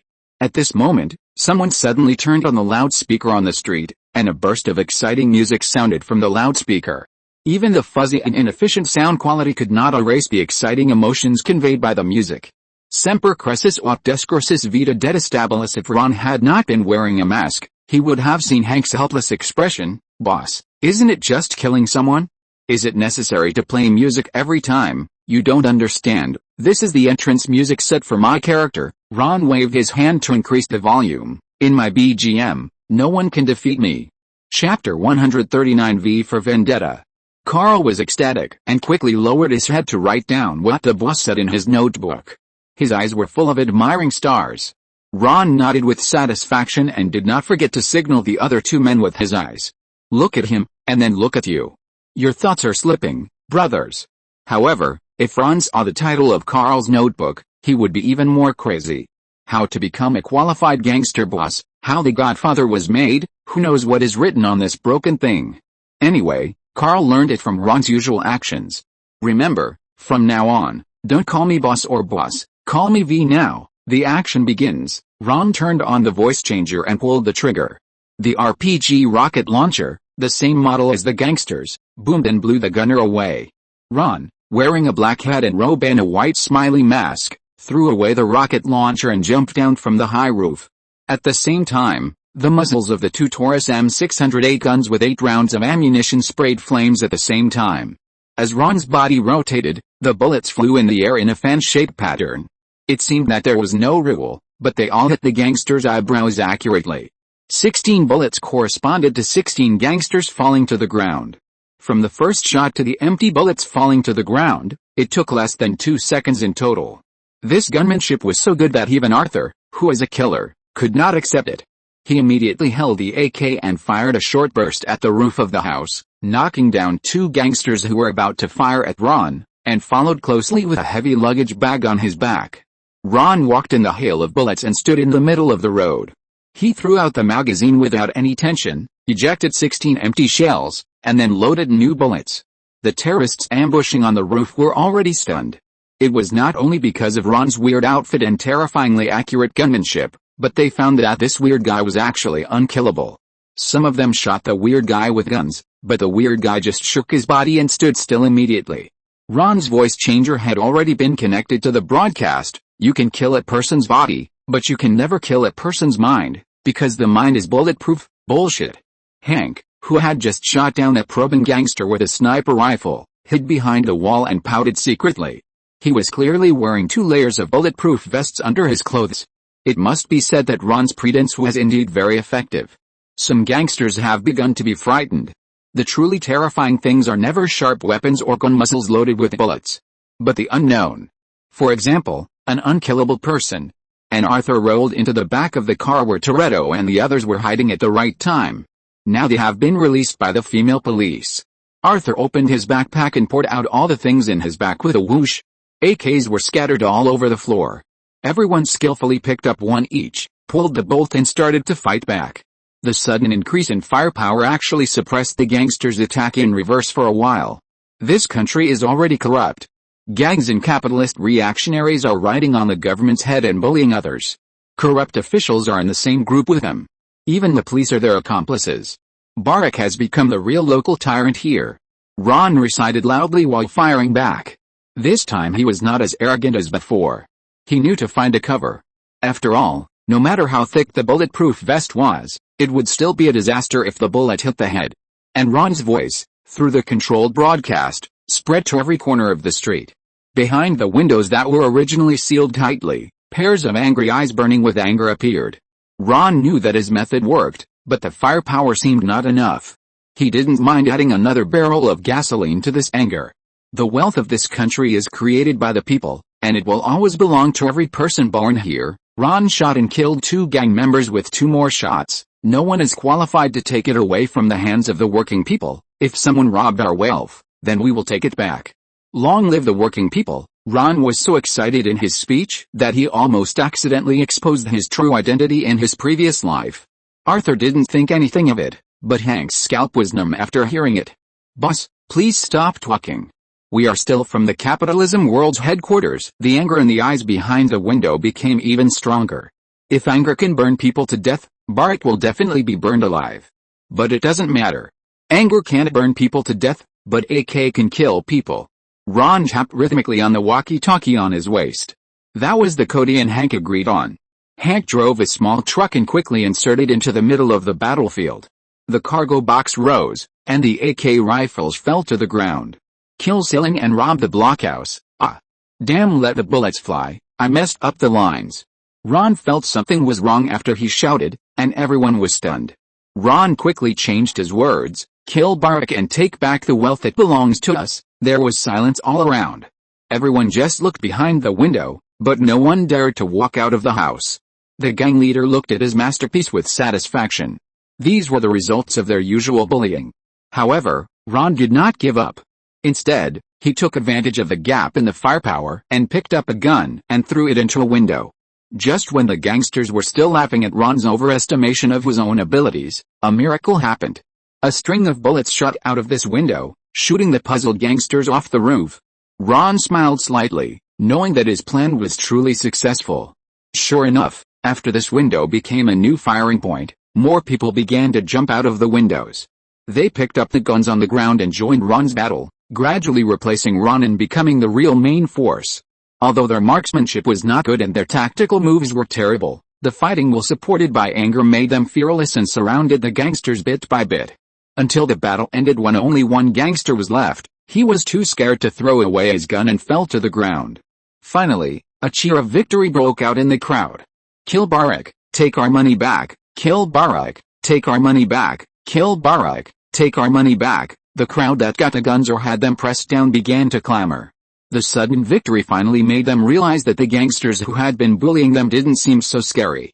They were also flesh and blood and could be killed by bullets. The victory made them dare to think about things that they didn't dare to think about before.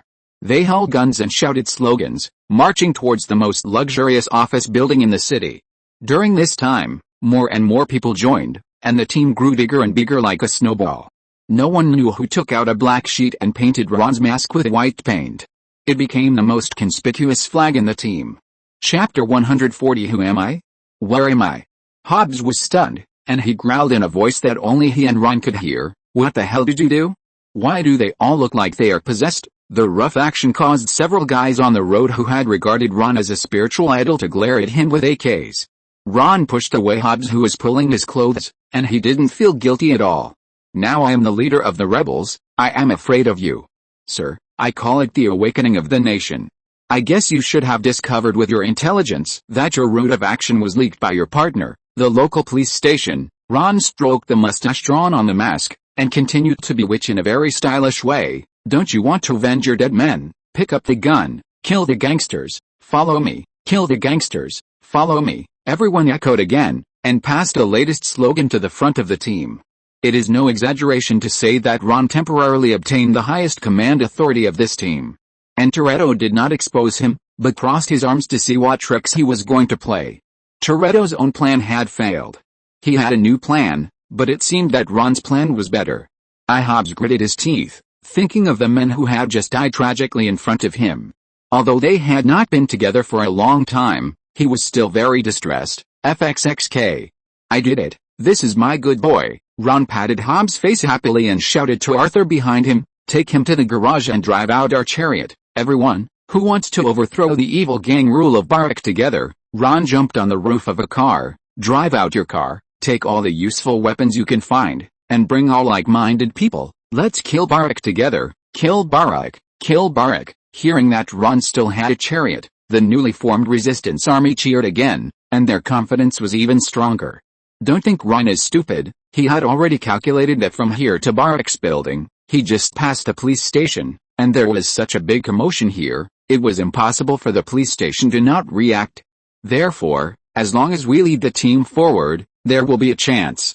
Ron nodded to Toretto secretly, and the latter understood and pulled several companions around him to hide from the crowd, leaving only Romantej and Hank to drive the tank. Immediately, 5 modified tanks were driven out and immediately drove to the front of the team. At this moment, the phone in the police chief's office was almost blown up. There were calls from Barack, the mayor, and even from the president, all asking one thing: what happened in the slums? How do I know what happened? The chief hung up the phone angrily. He didn't know what happened in the slums, but he knew that the mob was about to attack his police station. Fortunately, he had already ordered all police officers to assemble and be ready. But for some reason, the police who assembled were much less than he had expected. At this moment, a hurried subordinate pushed open the door, panic written all over his face. "Quick! Look at TV! Look at TV! What's wrong with the TV?" The director was in no mood to teach his subordinates a lesson at this moment. He turned on the TV and saw a guy wearing a mask talking. "Good afternoon, Rio. Like many of you, I like a free and comfortable life, the sense of security brought by familiar faces, and familiar faces day after day. Some people don't want us to talk. At this moment, there are all kinds of orders on the phone and fully armed people are on the road. Why? Because they want us to remain silent, but the oppression of the gangs will not disappear because of our silence. It will only become more and more rampant. Only if we take up weapons." Bang! The director angrily threw the cup on the TV. The TV emitted a puff of white smoke and was completely destroyed. After the TV was destroyed, he realized that his emotion just now was panic, not anger. It was just now, and it is still now. The next report from his subordinates was like a sharp knife piercing his chest. "Report to the chief. Many of our people have joined the mob with weapons. What should we do now? What should we do? What else can we do? Suppress them. Suppress them. Send the army in. Suppress them." The police who received the suppression order had just fought with the rebels for less than 2 minutes when Ron ordered them to retreat. Afraid? Of course not, and not worried about what to do if the army came, because he knew that the army the chief was waiting for would never come. Just now, he had contacted the real anti-government armed forces, the opposition forces within Brazil, and other gangs that were struggling to survive under Barrack's suppression, and reached a secret agreement. First, he promised the anti-government armed forces that he would hand over the command of the rebels to them in exchange for everything stored in a police station. He also negotiated with the opposition in the name of the anti-government armed forces, supporting them to take power in exchange for the army not to move.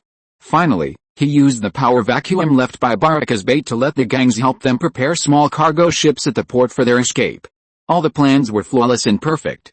Ron himself did not expect that the negotiations between the parties would be completed so easily. Even the backup plan he had Carl prepare for was not used. Now, as long as Ron looked at the rebels who were retreating like a tide, a cruel smile appeared under the mask. "Since you choose not to stand with the people, don't blame me for being rude." Fire! Ron pressed the launch button, and the 5 vehicle launchers fired at the same time. 2 rows, 3 rockets in each row, multiplied by 5. A total of 30 rockets fell on the defense line of the police station, and people were blown up instantly. As soon as a round was fired, enthusiastic people immediately reloaded the launchers with ammunition. At the same time, curious eyes looked at this seemingly simple but powerful weapon. "It seems that I can also use this thing?" Under Ron's command, another round of rockets was launched and extended backwards along the direction just now.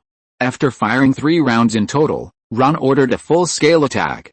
"Follow me." Hobbs was so excited that he rushed out first, but a man with 2 legs could never outrun a car with 4 wheels. 2 cars rushed out of the crowd and plunged into the police station. After a while, they ran out from the other side dragging a big safe. Because the scene was too chaotic, almost no one noticed them. Ron had already connected with the real anti-government armed forces. After changing clothes, the other party continued to command the battle as V, while Ron had already escaped with his men. Only Hobbs, who had already entered the police station, was left, dazedly raising his arms and cheering with everyone. "Wait, who am I? Where am I? What am I doing here?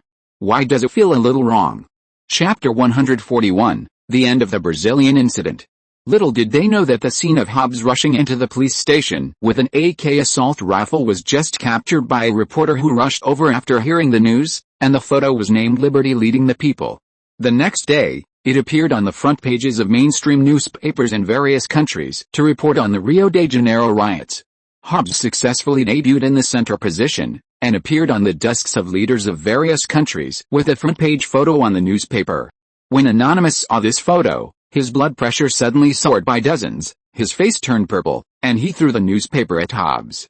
"I asked you to go to Brazil to get rid of the gangster who ruined our business, but you started a revolution there. Do you know what the president asked me this morning?" Hobbs was stunned like Forrest Gump, and shook his head quickly when he heard the question. You don't know. You don't know anything. If I had no one to use, I would have asked you to get out. Now get out as far as you can, and don't let me see you for a week. Hobbs looked at the door pitifully. Then where should I go? You can go anywhere. The anonymous man looked at the back of the dejected Hobbs, who was about to escape, and suddenly felt a chill in his heart. Wait. You are not allowed to go to Syria, Afghanistan, or Iraq. Who knows where you will go to overthrow the local regime? We have helped them build it with great difficulty over the years. After saying dozens of no's, the anonymous man quickly picked up the cup and drank a sip of water. You should go to Alaska or Hawaii. Hobbs, who was walking on the road to expulsion, felt more and more wrong. The figure and behavior of V were too similar to a big bastard he knew. Especially the way he bombed the police station was exactly the same as that guy. Hobbs dared to bet his chest muscles that if it was that guy, he would definitely do the same. Oh, even the rockets are exactly the same. He took out his cell phone and called his subordinates in the police station. Tell me what that bastard Ron has been doing recently. Intimidated by Hobbs's prestige, his subordinates still reported diligently despite being temporarily suspended. Report to the boss. Ron has been on vacation in Hawaii. Book me a ticket to Hawaii. And now, Ron, who is far away in Hawaii, has entered vacation mode with his 3 subordinates and the parent of an underage subordinate, Fiona. Enjoy the sunshine, beaches and beauties here. Ron turned his head and happened to be listening to Carl's boasting. When their eyes met, the latter kissed him without hesitation. Seeing this, Hank kissed his wife without hesitation. Arthur's eyebrows twitched. It turned out that he was bullying me, a single dog boss. I'm still a little worried. What will happen to those rebels after we leave? Should we leave some of our money for them? After sending the woman and the child away, Hank asked about his concerns. Whyst although that is their money, without me, they would not even dare to resist. This money is their tuition, but what will happen to their lives after we leave? I am very worried about whether the anti-government organization can lead them on the right path. Then it's none of my business. I have left the key to victory to them. If they can't grasp it well, then they can't blame others. Ron drank a sip of juice, put on sunglasses and lay down on the beach comfortably. The key to victory? Do you mean the ship of weapons that Orlov sent again? Hank asked curiously. No, those are sold to them. Ron waved his hand. Although he shared the money he robbed from Barak with his men, he still earned many times more than his men. He signed a long-term weapons sales contract with the local gangs and anti-government organizations. Orlov was ecstatic. He didn't do anything, but the money came to him. Ron is worthy of being my lucky star. Guns will eventually break down, and bullets will eventually run out, but ideas can be passed down forever, inspiring more people. When everyone wakes up, there will be no more power and tyranny in this world. That's right. Along with the mask and clothes, he handed over 2 books to the rebels, both of which were written by a thinker that Ron admired most in his previous life. One was Selected Works of Mao Zedong and the other was on guerrilla warfare. If the other party could fully understand these 2 books, not to mention conquering Rio de Janeiro, it would not be impossible to liberate all of Brazil. Unfortunately, the leisurely time did not last long. A large shadow was cast on Ron's face. When he opened his eyes, he was a big bald head with a strong presence. Ron, you bastard. You messed up everything in Brazil and you are still here. Do you know that I am the one who took the blame for you in the end? What are you talking about? Why don't I seem to understand? Ron was not in a hurry. Hobbs was furious. Don't pretend. I've already asked at the hotel. You guys didn't go back to the hotel for 3 days before. Tell me, are you V? What V? Ron continued to play dumb. Anyway, this big guy must have no evidence. If you mean the few days I didn't stay in the hotel. No, Ron pointed with his chin to a brand new yacht parked at the port not far away. My men and I were on the boat all those days. What's wrong with us going out to sea to fish? Ron's way of action was to take his men to Hawaii in the name of a group vacation, and then transfer to Orlov's smuggling ship at sea to return to the port. After flying to a private airport in Rio on his private plane, all the staff disguised themselves as airport staff and slipped out of the airport. Anyway, the management of this kind of private airport has always been lax, and as long as the money is in place, no one will pursue it. In this way, they successfully passed various security checks without leaving any entry evidence, and Hobbs couldn't find it even if he checked. Impossible. That V is definitely you. OMG, when did you buy such a big thing? Hobbs was shocked by Ron's extravagant yacht, and quickly shook his bald head. No, I'm talking to you about V. You are definitely V. Come on, you always need evidence to arrest someone, okay? Even if we have a good relationship, I will still sue you for defamation. Believe it or not, Ron rolled his eyes. We have been on the boat these days, and I also caught a tuna. If you don't believe it, I will take it out and show it to you later. But considering that you are not good to me, you don't get the fish. Wait, where did you get so much money to buy a yacht? Hobbs felt that he had grasped the key. Of course I spent the money from the bonus. I have a tax payment certificate. You can check it at any time, although it is not your job. Ron shrugged proudly, thanking Andy for making the account perfectly. Do you think our IRS is as poor as the FBI or CIA? Hobbs was stunned like Forrest Gump, and suffered 10,000 points of damage. Chapter 142 on Sheldon's reproduction method. I'm back, my silly brother. Did you miss your dear brother after spending a comfortable paradise-like vacation in Hawaii? Ron finally returned home, but the moment he opened the door, he found something wrong. On the long sofa, Rajesh, Penny, Howard and Leonard were sitting neatly, looking at the direction of the kitchen with a look of surprise on their faces. In the kitchen, Sheldon stood with an unfamiliar girl. The girl's eyes were full of affection. Penny pushed Rajesh to the ground, made room for the empty seat beside her and patted, "The audience seats are over here. Sorry, I haven't figured out the situation yet. What's going on now?" Ron was confused. Could it be that Sheldon's iron tree is finally going to bloom? That's Ramona, an intern at our school, who seems to be Sheldon's fan, Leonard kindly explained to Ron. Sheldon accepted her invitation to have dinner together. That's at least a good start. Ron nodded. I just hope there will be steak in her bag. Sorry I'm late. I was in a hurry to read the draft of your latest paper, Ramona said to Sheldon while taking out the food, but unfortunately there was no steak as Ron thought. Sheldon continued to ignore the group of light bulbs on the sofa. Do you like my footnote? Describing mirror symmetry as a metaphor of light playing tennis with itself. That's really interesting. Ramona was shaking with excitement. I have to say, the thought that you might introduce gravity into it makes me excited, Sheldon said proudly. My hypothesis requires this kind of result. Okay, I know it's stupid to ask this, but can anyone explain to me what mirror symmetry is? Ron was confused by their professional terms. Well, how about you continue to watch the show? Leonard didn't know what to say. Well, it's because I studied Chinese in college, Ron shrugged indifferently. It didn't matter whether he could understand or not, as long as there was a show to watch. Sorry, I didn't bring enough food for your friends, Ramona said to the people on the sofa. I thought it was just the two of us. Her eyes and movements all implied that she was chasing people away. Ron covered his face. No wonder this woman liked Sheldon. She was as annoying as Sheldon. We were just about to leave. Leonard tried to smooth things over awkwardly. Let's go to the movies. Right, yes, the time is almost up, isn't it Rajesh? Howard winked at Raj and pulled Penny unnoticeably. No, you go. I'll watch for a while. I promise not to make any noise. Penny's pleading tone was like a child who is asked by his parents to go to bed but still wanted to watch TV for a while. Ron had already walked to the door and raised his eyebrows at Sheldon. Have fun. He didn't want to hold back on such an important matter of the Cooper family's reproduction and development. If Sheldon could really make a baby soon, Mary's pressure on him to get married would not be so great. Listen, guys, I know this has nothing to do with me, but I still can't help asking, what is Sheldon's orientation? As soon as he went out, Penny couldn't help asking. What orientation are you talking about? Leonard was always serious when it came to scientific issues. Penny gestured. You know, it's orientation, women, men, simulation dolls or something. Simulation dolls are possible. Ron touched his chin. Leonard, which female superhero does Sheldon like most? As a brother, I can help him order one first. And do some pre-marriage exercises or something. Ron certainly knew that Sheldon finally married a woman as weird as him, but the time travel thing had happened. Who could stipulate that his brother's orientation would not change?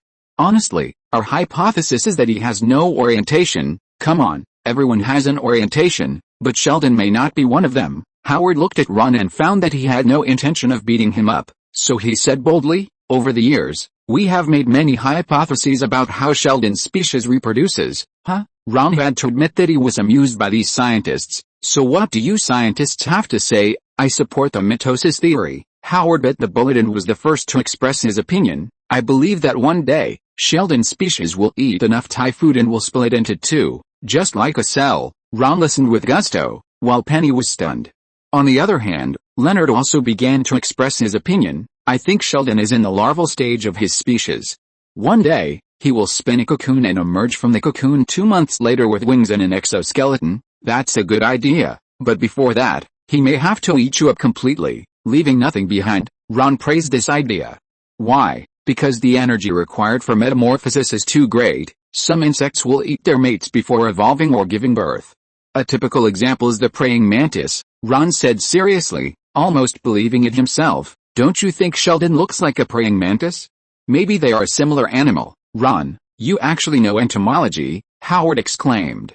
Ron waved his hand modestly and said, nothing, I just happened to see Black Cat Sheriff. Black Cat Sheriff, up, don't worry about these details. Ron quickly changed the subject and pointed at Rajesh. It's your turn, the Indian version of Iron Man. What do you think? Okay, I don't want to listen anymore. Penny turned and wanted to leave. Thank you for giving me a nightmare. Hey, are you going out with us? Your licking dog Leonard is online. Ron, will you go with us? Penny and Leonard's expectant eyes all fell on him. Penny naturally wanted to hang out with Ron and take advantage of him. Yes, you heard it right. Men can also be taken advantage of, especially Ron, whose chest muscles, biceps and abdominal muscles can be used to participate in the Mr. Bodybuilding competition. Leonard's idea was even simpler. He just wanted to stay with the goddess for a while. What a pitiful man. It's okay. I don't have anything to do anyway, but it would be better if you arrange something more interesting later. 2 ordinary arrangements won't attract me. Ron shrugged and decided to give Leonard a chance. It seemed that he was asking Leonard to arrange some programs that would attract him, but in fact he was selecting dating projects for him. When the time came, he would leave early. If you're listening to this novel on a channel other than Fanfic World, it means they downloaded and uploaded it without effort. We cordially invite you to visit our channel, Mundo Fanfic Novelis. There you'll find the original version of this story and you can explore many other novels of various genres. We're waiting for you to immerse yourself in a world of incredible novels. Chapter 143 Blind Spot. My mom made some chicken breast tonight, Howard said, and Ron quickly covered his mouth. Come on, what man in his right mind would use chicken breast to ask a beautiful woman out? How about we go to the football game? Ron was afraid that Rajesh or Leonard would speak up and come up with some brilliant idea, so he took the initiative to invite the other people.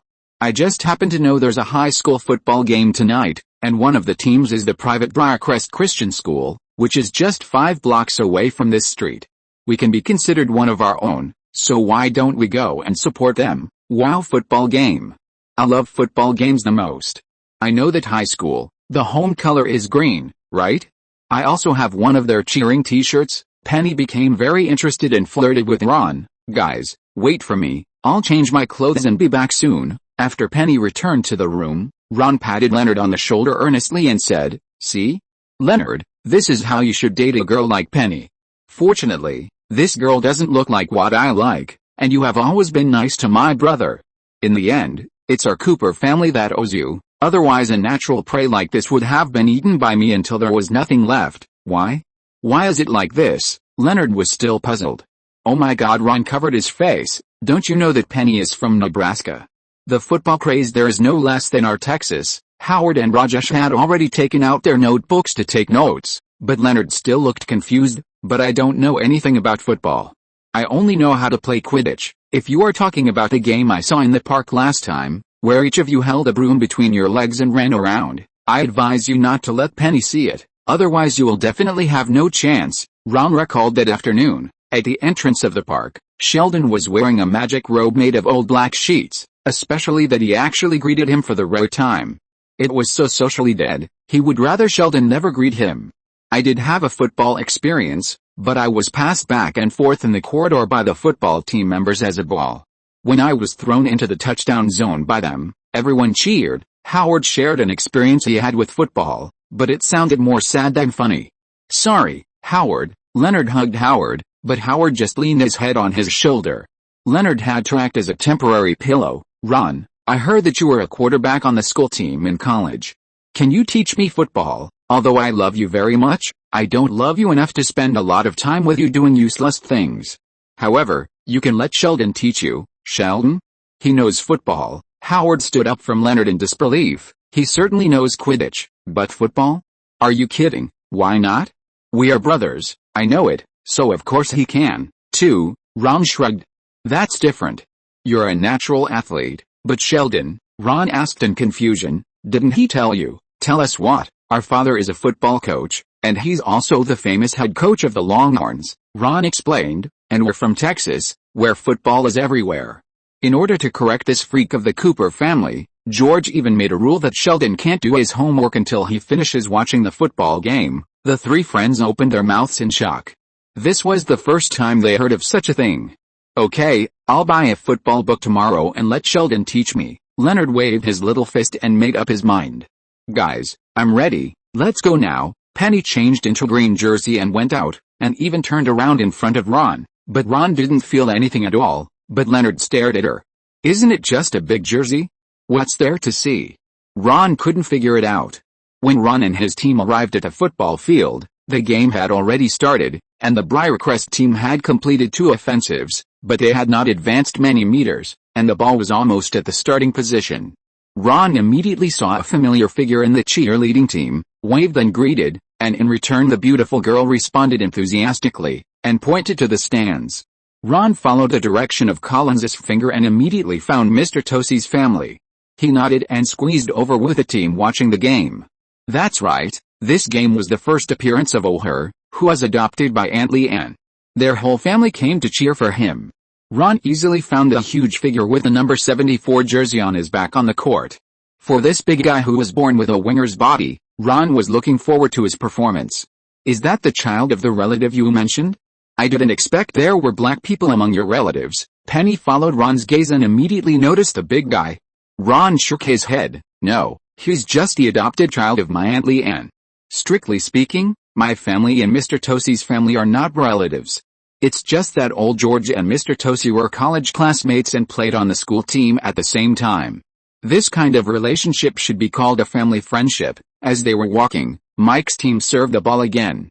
The quarterback just raised his hand and threw the ball. Just as the ball flew over Michael's head, the player defended by Michael suddenly jumped high and destroyed the pass with his hand. Then he chased Michael aggressively and continued to shout something, but because the stadium was too noisy, he couldn't hear it at all. Ron frowned. This big guy has a good temper, right? Ron clearly saw that he had a chance to make this ball undefended just now. As long as he held the opponent tightly at the beginning, the opponent would not have the strength to jump. How could he have the chance to be arrogant now? That's my son, Jimmy. Number 66, behind Aunt Leanne, a typical redneck old man proudly shouted to the people around him. He was exactly the same as the annoying guy on the field. They were indeed father and son. Let that nigger die. Leanne, who was protecting her child, was about to stand up and get angry on the spot, but as soon as she left her seat, she was pushed back by a big hand. Ron smiled at Aunt Leanne, turned his head and said fiercely to the redneck, "Shut your stinky mouth." "Yes, I'm talking about you. That mouth smells like toilet. If you can't shut it and keep quiet, I will sew it up with your intestines. Believe me, I will definitely do what I say." Chapter 144 Michael's Change. The redneck behind compared the size difference between the two sides, and thought that even if he pulled his son who was playing rugby up, he would not be able to beat him, so he finally shut up. "Ron, why are you here?" Leanne exclaimed in surprise when she saw Ron, but became a little alert after seeing a string of little tails behind Ron. "Are these your friends?" "Yes, they're all my friends, scientists from Caltech. Maybe they can give SJ a lesson when they have time." Ron looked at the innocent and cute little boy with a smirk. SJ retorted dissatisfiedly, "Ron, you can't be like this," but his rebuttal was useless, and Leanne turned his head away with her hand. "SJ, turn around and watch the game, take the camera and continue filming, hurry up." "Good evening, kids, come and sit with us," Leanne said, while inadvertently pushing Penny, who was clinging to Ron, aside and sitting with SJ. Now the order of seats from left to right became SJ, Penny, Leonard, Rajesh, Howard. Ron was sandwiched between her and Mr. Tosey, sitting on Howard's right. "Oh, good evening, Mr. Tosey," Ron greeted awkwardly. If he still couldn't read Leanne's blame on him, he would be a fool. "You said that girl is also a scientist at Caltech," Mr. Tosey smiled. "You mean Penny?" "No, not really. She's a waitress at the cheese factory, my roommate, Ron explained hurriedly. "A very serious one. She looks good," Leanne blurted out. "She's really good, so my friend who does experimental physics research is so obsessed with her." "Look, that's the guy with glasses." Following the direction indicated by Ron's eyes, the couple just happened to see Leonard opening popcorn and feeding Penny, and they were relieved immediately. Ron also breathed a sigh of relief. Although he had no intention of dating Collins, it was inconvenient to say it openly given the relationship between the two families, so he could only drag it out. During the conversation, 2 more rounds of offense were played, but Michael's team still couldn't push the front line forward a few meters, so they could only exchange the right of offense with the visiting team. In the 4th gear of offense, the opponent almost pushed the scrimmage line to the home team's doorstep. Fortunately, it was time to exchange offense again, and Michael, wearing a green jersey, was back on the field. However, a small incident occurred during this offense. As expected, the home team's offense was once again stopped less than 2 meters away from the scrimmage line, and it could almost be said that there was no advancement. But the player who successfully stopped the offense this time, yes, the son of the foul-mouthed uncle behind Ron, actually kicked Michael in the head after the offense ended. When the coach went to argue with the referee, he was actually awarded a 15-yard penalty. The distance they had just advanced was not that much. My God, where did this referee come from? Doesn't he know that this is the home court of the Green Man team? Does he want to walk out of the court alive in a while? Ron shouted in disbelief. However, Bashan was pulled back to his seat by Mr. Teoxy. "It's not the era when we played basketball. I don't know why, but young people nowadays are becoming less and less passionate. If it was in our era, he would definitely be dead. Even when you played basketball, he would at least have a broken leg. But now," Mr. Teoxy looked around and shook his head in disappointment. "They don't even dare to throw drinks at the referee." As soon as he finished speaking, a cup of Coke was thrown from the stands and hit the referee's bald head. "FXXK. Go to hell. Bastard who blew the black whistle." Penny stood up at some point and yelled at the referee with obscene words. Aunt Leanne quickly pulled SJ into her arms and covered his ears. It turned out that she was the one who threw the Coke just now. Penny snatched the Coke that Leonard had just bought for her and threw it all over the referee's head without drinking it. "I take back my opinion. I'm beginning to like this girl," Mr. Tosi said with a slightly appreciative look. "You just said she was a waitress at the cheese factory? If she plans to change jobs, I'd like to give her a job as a deputy store manager. I'll thank you on her behalf." Ron nodded. If I remember correctly, Penny would leave that store sooner or later. Although her goal was to become an actress, she ended up being a pharmaceutical representative. Maybe she could have another choice? Working for Mr. Tosi would not be bad. Not only Mr. Tosi, but also Leonard, the little otaku, was shocked by Penny's behavior. He was at a loss and kept saying sorry to all around, but he didn't run away in fear, so he was barely qualified. Inspired by Penny, the good kids who had been scolding her realized that there was such a way to play. Everyone looked at the Coke in their hands and was eager to try. Soon, there was the first one, the second, and the third. "Damn it, look what you did." The referee who was implicated dragged the referee who made the wrong decision to hide under the shed, and quickly blew the whistle to change the decision. Yet, there was a cheer from the stands. Michael on the court looked at the students in the stands who cheered loudly and stood up for him, and his eyes became wet unconsciously. He wanted to do something for his lovely classmates and the coach who protected him. For example, get a victory. "That kid is my team member. I will protect him like my own son, no matter where you come from." The coach continued to put pressure on the referee, but was hugged by Michael.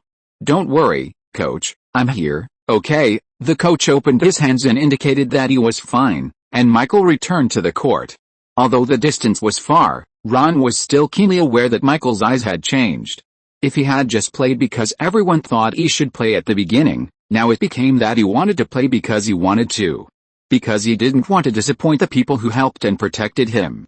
"Although we may lose this game, it may be a good experience for Michael," Mr. Taozai sighed. But Ron expressed a different opinion. "Just wait and see, Mr. Taozai. I think the game may just start now." Taozai did not comment. Obviously he no longer had any hope for the game. A whistle sounded.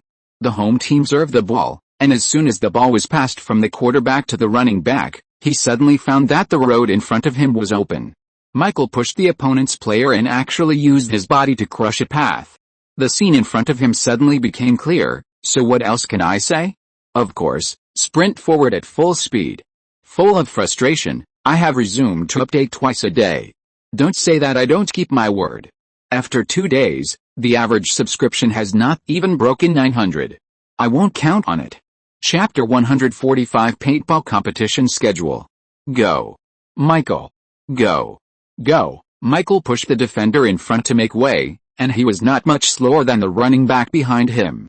Like a bayonet, he tore a hole in the opponent's defense line. Touchdown. The referee raised the flag honestly, and the whole stadium cheered together.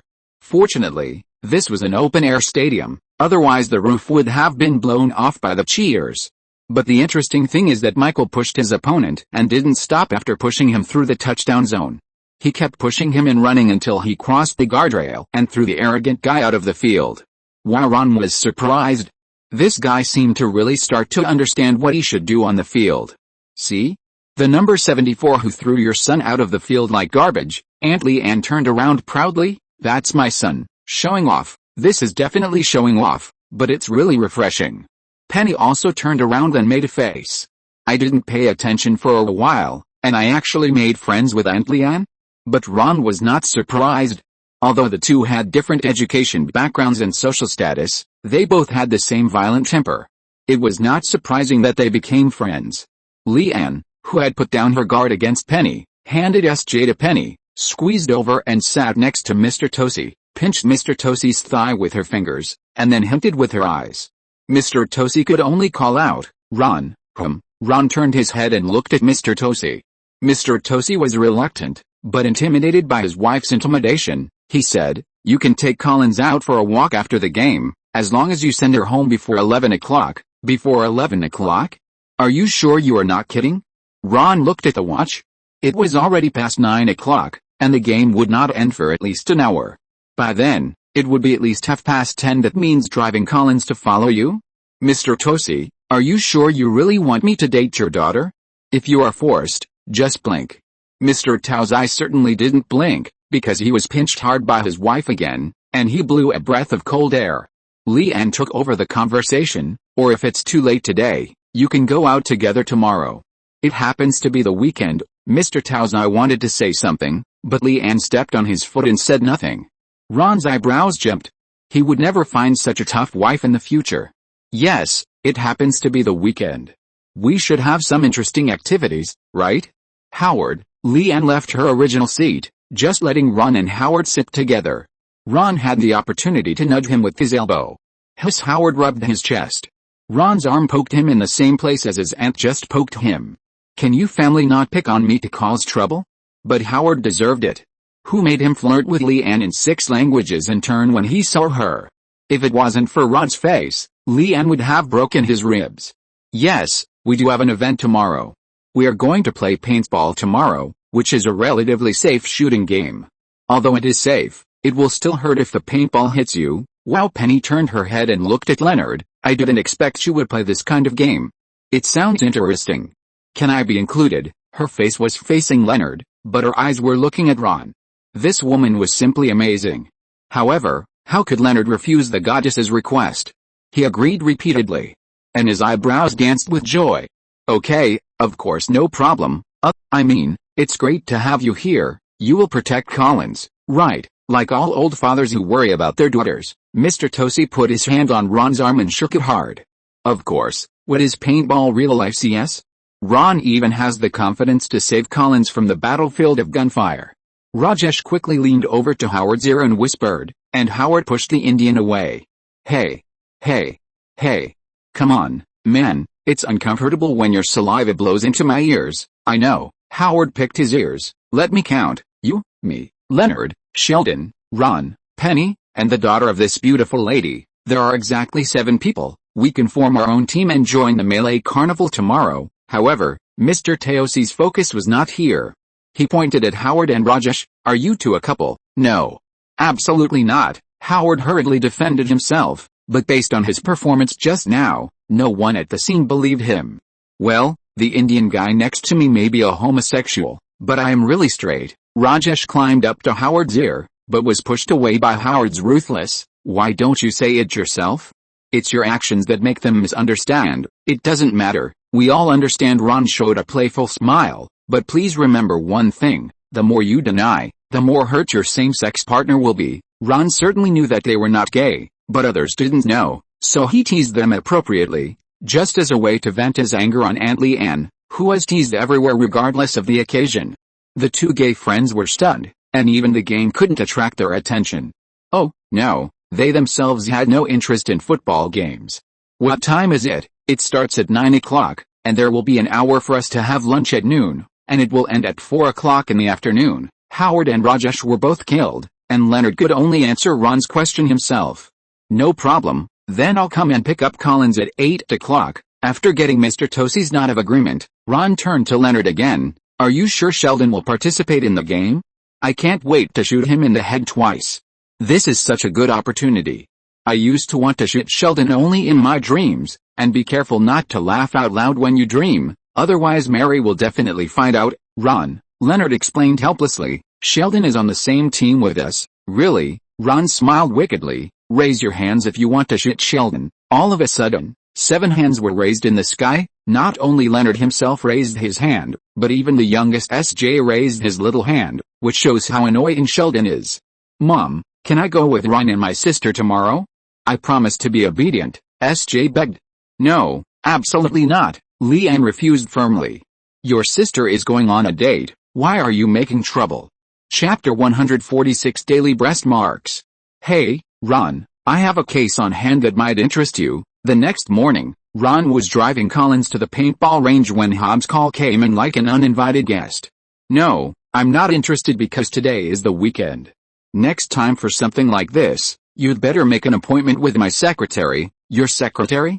Are you talking about the old man named Andy, or the long-legged beauty Fiona? Ahem. Ron coughed and blurred the name that Hobbs read out. Of course I'm talking about Andy, but you'd better contact him on weekdays. I don't want to exploit my employees' labor even on weekends. Okay, Hobbs surrendered over the phone. To be honest, this is a case about a German terrorist, Heinrich. You may have heard of him. He is trying to buy unusual big eyes through some arms dealers. For example, the nuclear warheads lost during the Soviet Union. Ron's expression finally became serious and he lowered the volume in the car. I remember him. It's a bit exaggerated to say that he is a terrorist. At most, he is a German gangster, but if I remember correctly, he should have been dealt with by the CIA last week. No, the CIA let him escape again in that operation. You will never guess who let him escape. You know him. Hobbs' tone was a little helpless when he mentioned this operation. CIA? I know someone who will participate in the confidentiality level 5 operation. Ron hesitated for a moment. Could it be Tucker and FDR, the gay couple? I remember we trained them in the training camp in Kentucky. Ron was so embarrassed when he thought of this experience that he wanted to dig a hole in the ground and crawl into it. Those two guys could be said to be the 2 worst trainees he had ever trained. All tactical actions were for the purpose of showing off, regardless of the actual combat effect. It was not surprising that such a pair of partners would mess up any mission. Well, I can only wish their superiors good luck. Ron silently prayed for the unlucky guy he didn't know. Of course, Ron's poor evaluation also depends on who he compared it with.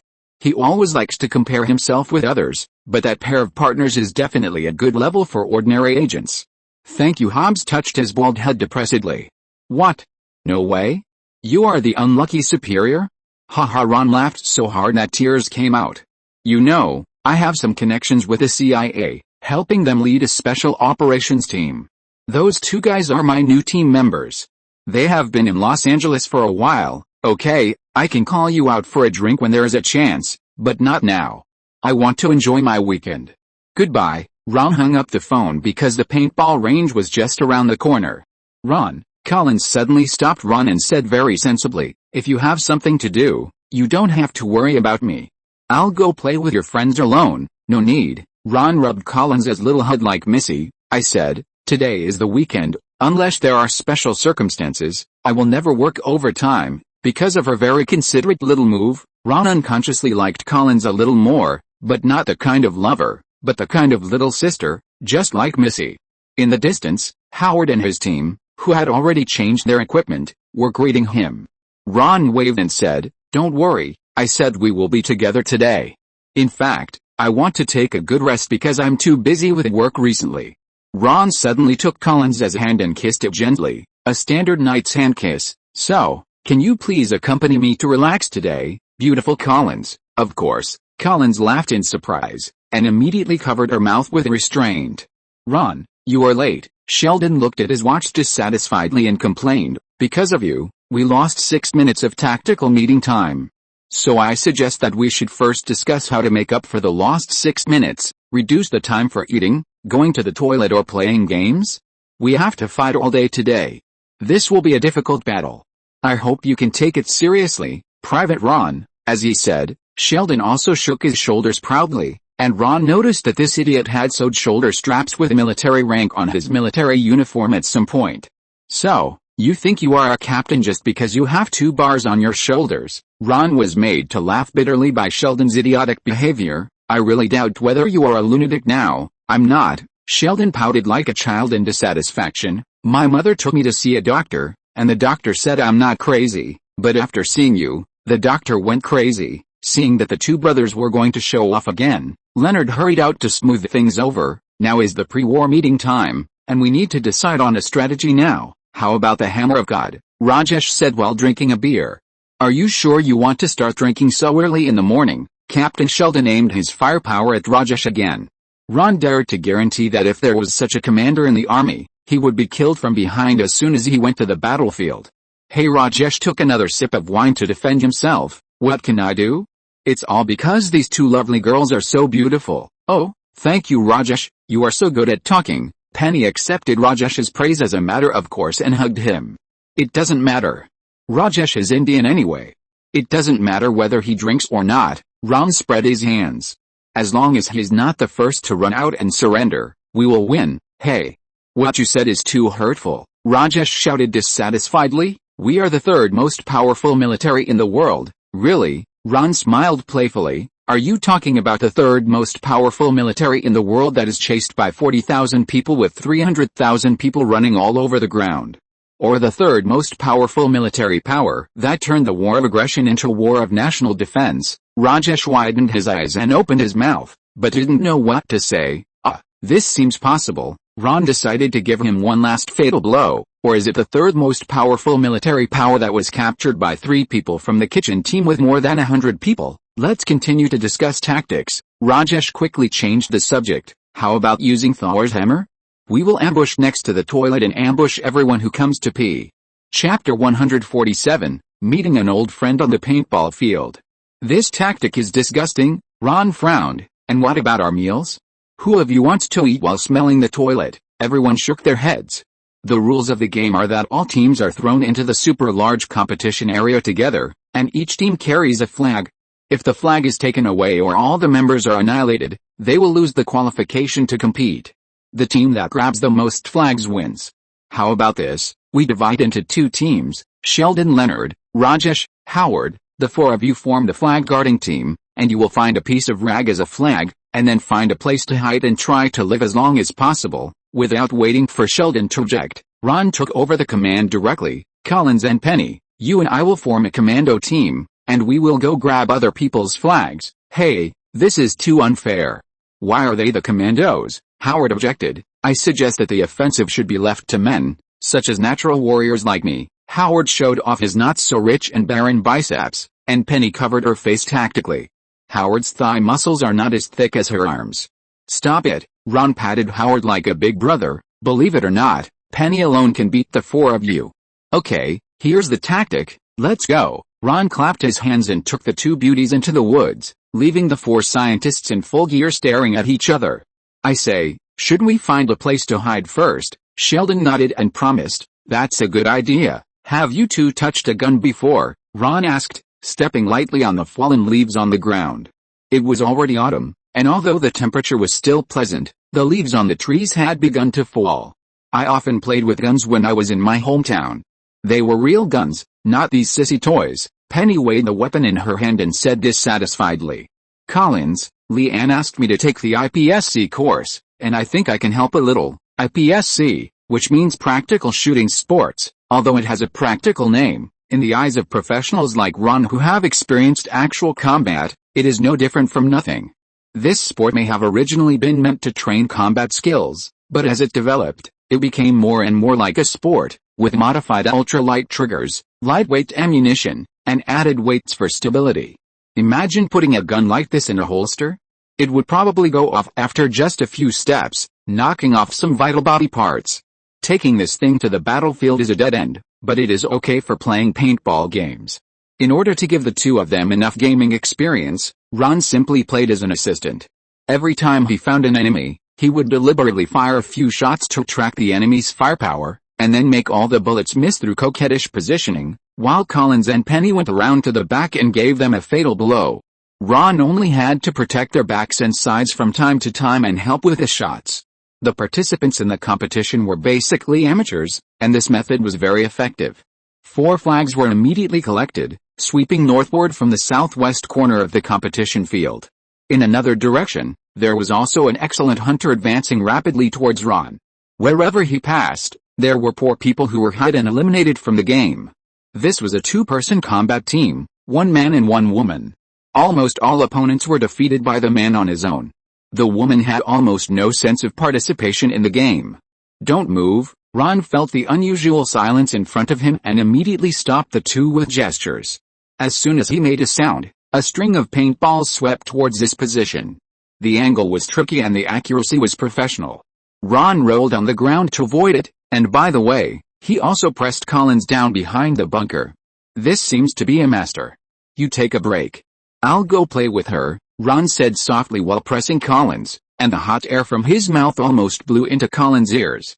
Collins blushed. "I know, like a woman sending her husband to the battlefield. This atmosphere, what's going on? Isn't it just a paintball game?" Ron quickly climbed up from Collins and fired a long burst of paintballs at the location where the paintballs had just been fired. After firing, he didn't wait for any response from the other side. Like a nimble mountain cat, he leaped behind the tree with a big step. Just when Penny was puzzled by Ron's actions, a string of bullets came back from another location to the point where Ron had just shot. It turned out that Ron was actually luring the enemy.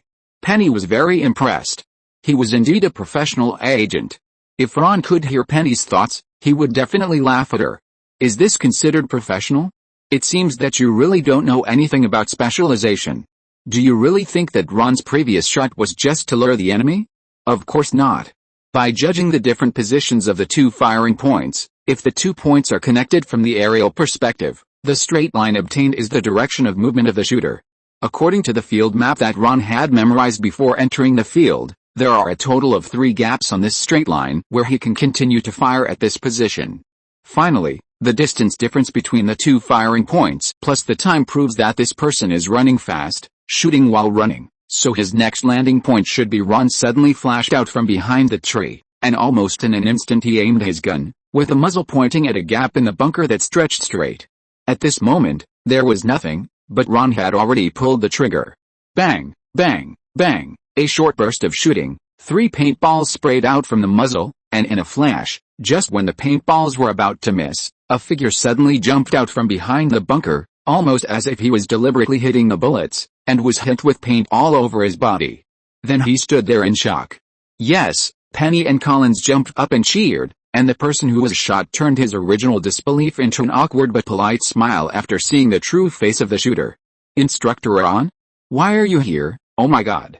I thought it was some idle soldier who came here to have fun, but it turned out to be you, Tucker." Ron walked over helplessly. Hobbs's mouth was blessed, right? Just as he said that, the person appeared in front of him. "After all these years, your movement style is still as straightforward and uncreative as before. If you were on the battlefield, you would have died 10,000 times already." Ron put on the posture of an instructor. Although he lowered his gun, he did not completely relax his vigilance. His finger was on top of the trigger, ready to change to shooting at any time, in case some unsportsmanlike little bastard came out to attack. "Where's FDR? Why isn't he with you?" Chapter 148. Sheldon has been a smart kid since he was young. "Ah, you mean Uncle Frank? He's been in good health recently.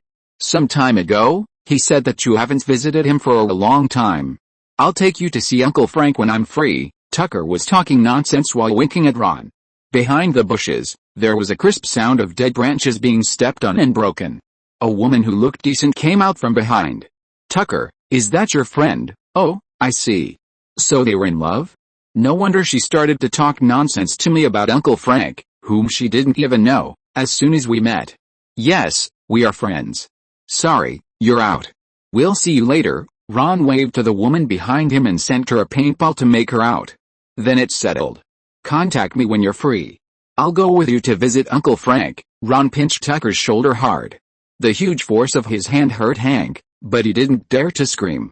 He could only hold his face until it turned blue. Ron, there are 8 flags in total. Are we going to win soon? 2 hours later, Ron couldn't find any new opponents no matter what he did, so he could only ask Penny to check the flags. Well, we have one. If I remember correctly, there are only 10 teams participating in the competition. Ron relaxed his vigilance and put the paintball gun on his shoulder. Are you hungry? How about we go out for something to eat together? Ron's original purpose today was to accompany Collins on a date, but Ron, who only regarded her as a sister, didn't want to make the atmosphere so ambiguous, so he didn't mind bringing Penny along. I know there is a restaurant near my family, and I just happen to have a roll of paper with me, Collins said quickly, and Penny's company made her feel a little nervous. Could this be a competitor? She was chatting with Penny just now, and Ron actually lied with her. Ron lied to her by saying something stupid about being a playboy. Penny clearly said that Ron had never touched her. When she said this, the sourness in her tone was absolutely believable. Am I really that easy to fool with my appearance? Collins couldn't help but smile. Brother Ron is really a very gentlemanly and kind person. If Ron knew what was in Collins' mind, he would be very speechless. Girl, you should understand that I don't touch Penny because she is not pretty enough. The so-called self-attack is the most fatal, probably like this. Ron looked at the little Collins who was looking at him with an obsessed look, and felt that this girl was really hopeless. Isn't this too bad? Mr. Tosi and I agreed that I will take care of you today. Ron's face was not thick enough to take someone's daughter to the restaurant opened by others for a meal.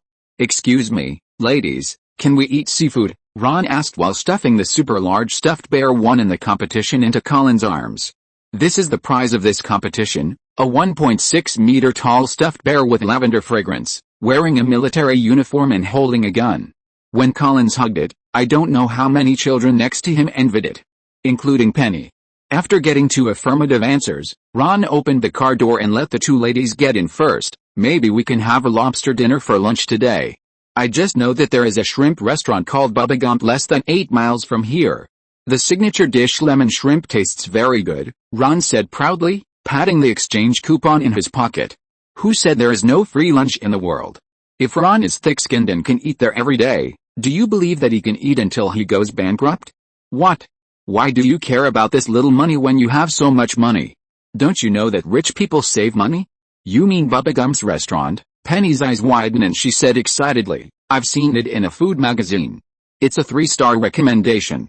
Thanks for treating us, Ron. Who said I'm going to treat you too?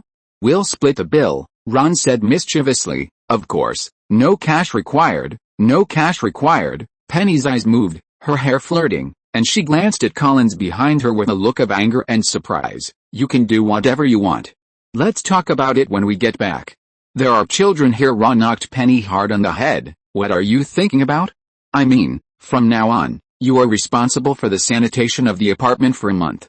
God, every time I go home, I feel like I'm living in a garbage dump. Haha. Collins chuckled, but immediately covered his mouth in a reserved manner. Ron turned the key to start the car, and a second before he drove away, a thought flashed through his mind. I think I forgot something. Forget it. If I can't remember it, it must not be important. I won't think about it anymore. And ladies, please fasten your seat belts. Let's go. It was 6 o'clock in the afternoon. The sun had quietly set and hid behind the clouds. A head like a bird's nest suddenly jumped out of the grass next to the bathroom in the paintball field. Why has no one come to the bathroom for so long? Don't they drink water when they play paintball? Shut up. Rajesh, hide well. You are exposing us. Sheldon's head also popped out from not far away. I swear in the name of the captain, if you cause us to be eliminated, I will definitely send you to a military court. There is no military court in paintball competitions. Why do I feel something is wrong? Do you know what time it is now? Howard held up his black-screened mobile phone. My phone doesn't have any battery. It ran out of battery when I was playing Tetris with you just now. Sheldon, do you remember the last time you checked the time? It was 1 o'clock in the afternoon, before the Tetris game started, and I was eating the chicken breast your mother made. Today's chicken breast was very good. I believe it would taste even better if I hadn't eaten it next to the toilet. Sheldon didn't even think about it, and almost blurted it out. Brothers, I feel like something is wrong. The weather now is definitely not like 2 or 3 o'clock in the afternoon. Rajesh continued to question the time. It's just a normal cloudy day. It's inevitable to encounter a few such weather in the fall. Don't worry, I brought a rain sheet. If it rains, you can hide with me. Sheldon, you are so considerate. Rajesh immediately turned from questioning to admiring. Boom, a flash of lightning flashed across the sky, and before the thunder passed, heavy rain came. Howard held down his hat that was about to fly up in the strong wind. Sheldon, let's give up. There's a place in the equipment room where we can take shelter from the rain. Absolutely not. We will definitely be laughed at by Penny and the others. Leonard was awakened by the rain and shook Sheldon. Sheldon, where is your tarp? Take it out. Wait, don't worry, it's here. Sheldon had just taken out the tarp when a strong wind blew and the tarp flew into the sky like a kite. Ah. What should we do now? Rajesh curled up like a quail. What else can we do? Run. Let's hide in the toilet. On the other side, Ron, who had already sent Collins home, was enjoying the sumptuous meal prepared by Auntie Leanne with Mr. Tosi and his family. After taking a sip of red wine, he looked at the heavy rain outside and said to himself, I remember that there seemed to be a heavy rain forecast today. Yes, I remember you just said that you were with Sheldon. How are they? Mr. Tosi handed over the wine glass and asked. Who knows? Maybe he has already gone home. Ron touched his wine glass lightly with his own. Sheldon is a smart kid since he was young. Chapter 149 Wiping Us. After being caught in a heavy rain, Sheldon caught a cold as expected. No one can say how difficult it is to deal with a sick Sheldon and Ron, who grew up with him. Ron was so scared that he quickly hid in Fiona's house and didn't dare to go back. But he was not worried about Sheldon's condition at all.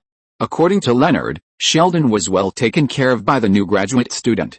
But even so, Ron still didn't dare to go home, because he was not sure if this was a trick set up by Leonard to retaliate for leaving them in the paintball field. What's the matter with this information? Ron took a piece of information from a pile of information and slapped it on Andy's desk. All the information was first reviewed and screened by Andy before being sent to Ron. Ron said that it was to train Andy's judgment and prevent him from showing symptoms of Alzheimer's, but in fact it was just a legitimate excuse to be lazy. Is there anything wrong? Isn't this a very normal piece of intelligence? I mean, how did it come from? Ron's eyes twitched. I remember that I have rejected all the full-time invitations from the FBI and CIA. That's right, the case in Ron's hand was the Heinrich case that he had rejected. Before you went to work, it was sent to you by a CIA playboy. Andy continued to count without raising his head. If you can get up from Cinderella's bed every day and not be late for a while, maybe you can meet that playboy. Cinderella refers to Fiona, and this nickname is quite appropriate. Playboy. Ron tilted his mouth like a god of war. Are you talking about the handsome young man who looks like the eldest son who was engaged to the princess in the Princess Diaries too? Yes, it seems that you know him. No wonder he mentioned you when he came. I guess you must not say anything good. Ron curled his lips. No, he kept praising you, saying you're honest, brave, and honorable, which fully meets the highest requirements for an agent. So you want to dump the trouble on me? Don't even think about it. Ron picked up his coat from the hanger. I'm going out for a while. CIA, FBI, and IRS have a default rule that accepting all the information provided by the other party means that you are willing to participate in the case. Andy, who changed his career halfway, certainly didn't know this, and Ron didn't mean to blame him. But this matter is really not easy to get involved in. On the surface, it's just a case of a gang leader who bought weapons of mass destruction through illegal means without knowing his own limitations. But in fact, there are two major doubts in this. First, the money required for a nuclear warhead, even if it has been eliminated by the former Soviet Union, is not a small amount. How can a gang leader who started out by doing sex trade get so much money to buy this thing? What is he going to do after buying it? Go and compete with other gangs for territory? Have you ever seen any gangs fighting for territory and throwing nuclear warheads at each other? So Ron dared to conclude that this thing must not be what Heinrich wanted to buy. He was just a middleman. There must be someone else who really wanted it. Second, Where did this nuclear warhead come from? Although the seller has always claimed that this is an old item eliminated by the former Soviet Union, Ron clearly remembers that a month ago, a big guy of the same specifications was lost in France, and it has not been found yet. Well, the specifications and equivalents are slightly different, so others have not yet associated it in this direction, but Ron is 100% sure that the one lost in France is the one Heinrich intended to trade. The reason is simple, just because the seller's name is Yuri Orlov. Getting into his car, Ron called Orlov directly. "Yuri, you bastard. What are you thinking? How dare you deal with such a thing? Are you crazy about money? Sorry, I didn't expect it to be this thing." "What do you mean? I don't know what I'm selling? How is it possible? This was sold to me by a Ukrainian general who has been working with me. We have worked together many times before. This time he said there was a big guy and asked me to help him sell it. I said okay, who knew it was this kind of thing? Damn it." Orlov's voice was full of regret, but if regret was useful, what was the point of having an agent? "This time I was badly hurt by you. I tell you, this time I will help you clean up your ass again, but our equity distribution needs to be recalculated," Ron said helplessly. Orlov hurriedly agreed, "No problem, even if it's 30% to 70%, I mean you get 70% and I get 30%, let's talk about this later, let this matter calm down first. You don't know how big this time is." CIA, FBI, all dispatched after Ron made the call. He did not rush to start the car, but closed his eyes and began to think about countermeasures in his mind. The CIA's two fools are not worth mentioning. The real trouble is Hobbs's side. Ron knew that he was deeply trusted by the anonymous person and even had the authority to use higher-level power. Therefore, this matter must be settled before Hobbs fully intervenes in the investigation. The good news is that the two idiots in charge of the case are not only two idiots, but also two idiots who fall in love, and these two idiots fall in love with the same woman in a very ridiculous way. This can be used. The only two people who have dealt with Orlov are Heinrich and the general. If these two are dead, then everything will be fine. As we all know, the dead can't talk. The rest is to let the dangerous thing be taken away by anyone. According to Orlov, the big guy has not even left France yet. I really don't know what the French intelligence officers do. They are just a bunch of good-for-nothings. They haven't been found yet. So, the first step now is to see how far the two idiots have progressed. Ron made a decision, started the car immediately, and drove to the CIA's secret base. "Peggy, can you help me find where Heinrich is?" Ron drove while using a dedicated phone to dial the only phone number of this mobile phone. "Oh, man, you only think of me when you need me." Peggy's tone sounded sour. "How is it going with your Cinderella recently? Fortunately, you clearly said that you don't mind me dating others." Ron was caught off guard by Peggy's tone. "If you are free recently, how about I go to you? That's better." Although it sounds like a deal, Ron breathed a sigh of relief. "Okay, then can you tell me now where Heinrich is?" "He's in Los Angeles." There was a sound of typing on the keyboard from Peggy's side. "Yesterday afternoon, the port camera captured him coming out of the cargo terminal, probably on a smuggling ship. I guess he came here to seek revenge on the idiot who killed his brother. The information service is over. Don't forget to cheer for your little cat recently." Chapter 150 Caroline's Crowdfunding. An hour later, Ron received a photo of Heinrich taken by the camera on his new Apple phone. It wasn't that Peggy was not good, but the internet speed was too slow in this era, and it was already difficult for the phone to receive a photo. This murderous face, at first glance, is here to seek revenge, right? Ron looked at the man with a bitter and vengeful face in the photo, and suddenly felt that there was no need to rush to kill him. Anyway, sooner or later he would go to the gay partner to die. Although Ron and Hobbs have been complaining about the two brothers being too weak, this weakness is also relative, mainly depending on who they are compared with. Compared with Ron and Hobbs, who can perfectly infiltrate a small army, few people are not weak. Perfect infiltration, kill all the people on the other side, and no one will know that you have infiltrated before, so it is called perfect infiltration. Ron turned the steering wheel, and the car did a handsome tailspin in the middle of the road, switching from one side of the lane to the other side, which attracted a lot of curses, and Ron changed his direction to the Williamsburg restaurant. Williamsburg restaurant's business hours are always from 12 noon to 2 a.m. As a restaurant near the slums, this business hour is very reasonable. Because those drug addicts will probably get up at noon, looking for food like zombies, And then in the early hours of the morning, they will use the money they begged to exchange for marijuana or other things to burn and fall asleep with the smoke. Day after day is like this, until one day they forget to turn over and choke to death on their own vomit, or die from the gun of another drug addict who intends to rob drugs, ending their sinful life. In the restaurant, Lee Han held a large cardboard box and put it on the table. "Good afternoon, everyone. It's time to discover the treasures in the lost and found box again. If my dignity is there, remember to say hello for me. This is the most exciting day of my month," Caroline said excitedly, and then immediately fell down. "Well, I really fell too fast, or I can take you to Hollywood Boulevard to go shopping, so that you can experience the life of the little princess again. How about it?" Ron pushed the door open. Caroline first rushed over to kiss him passionately in surprise, and then although she was very tempted, she still refused. "No, Ron, if I spend your money recklessly, it will make me feel very bad. It will make me feel that I am no different from those women who sell their bodies on the street. Although I know you have good intentions, please let me keep the last self-esteem as a rich girl." "Thank you, Ron." Caroline's answer won her a round of applause, and even Ron couldn't help cheering for her in his heart.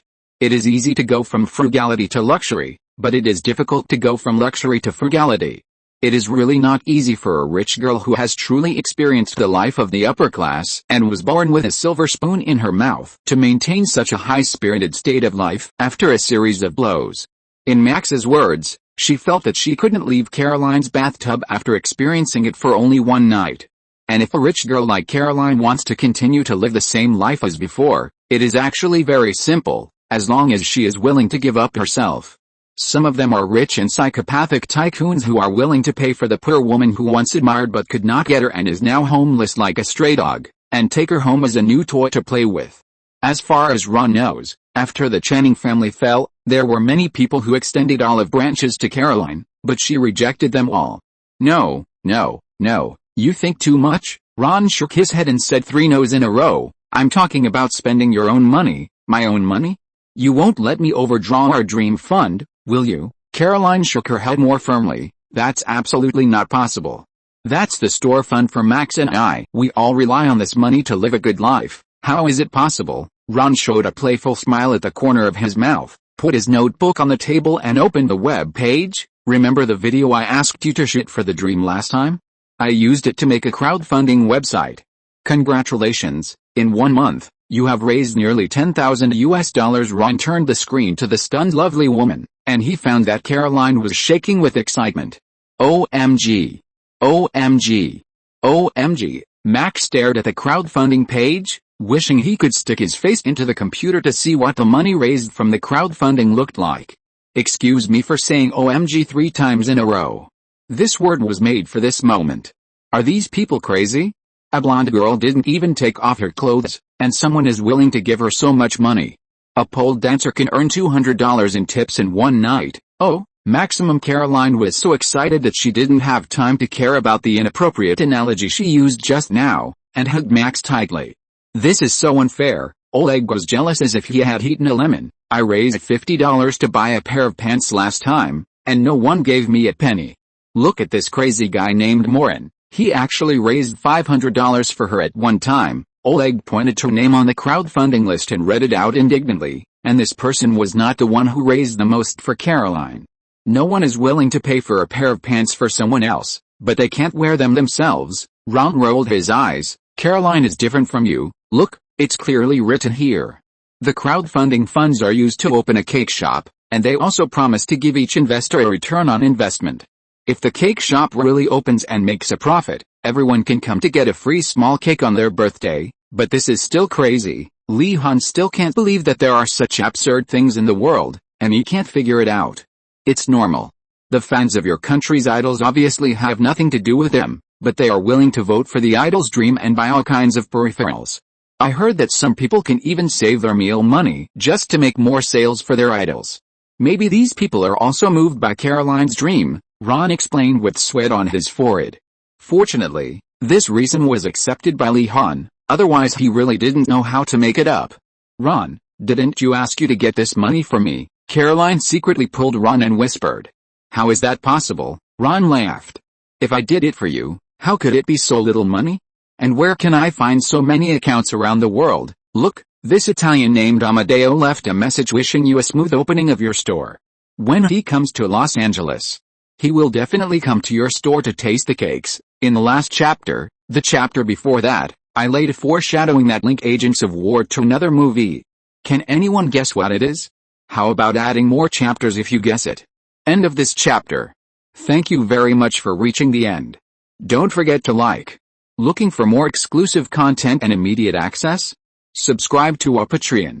Remember, every like, subscription, or donation encourages us to continue. Thanks to everyone. See you in the next video.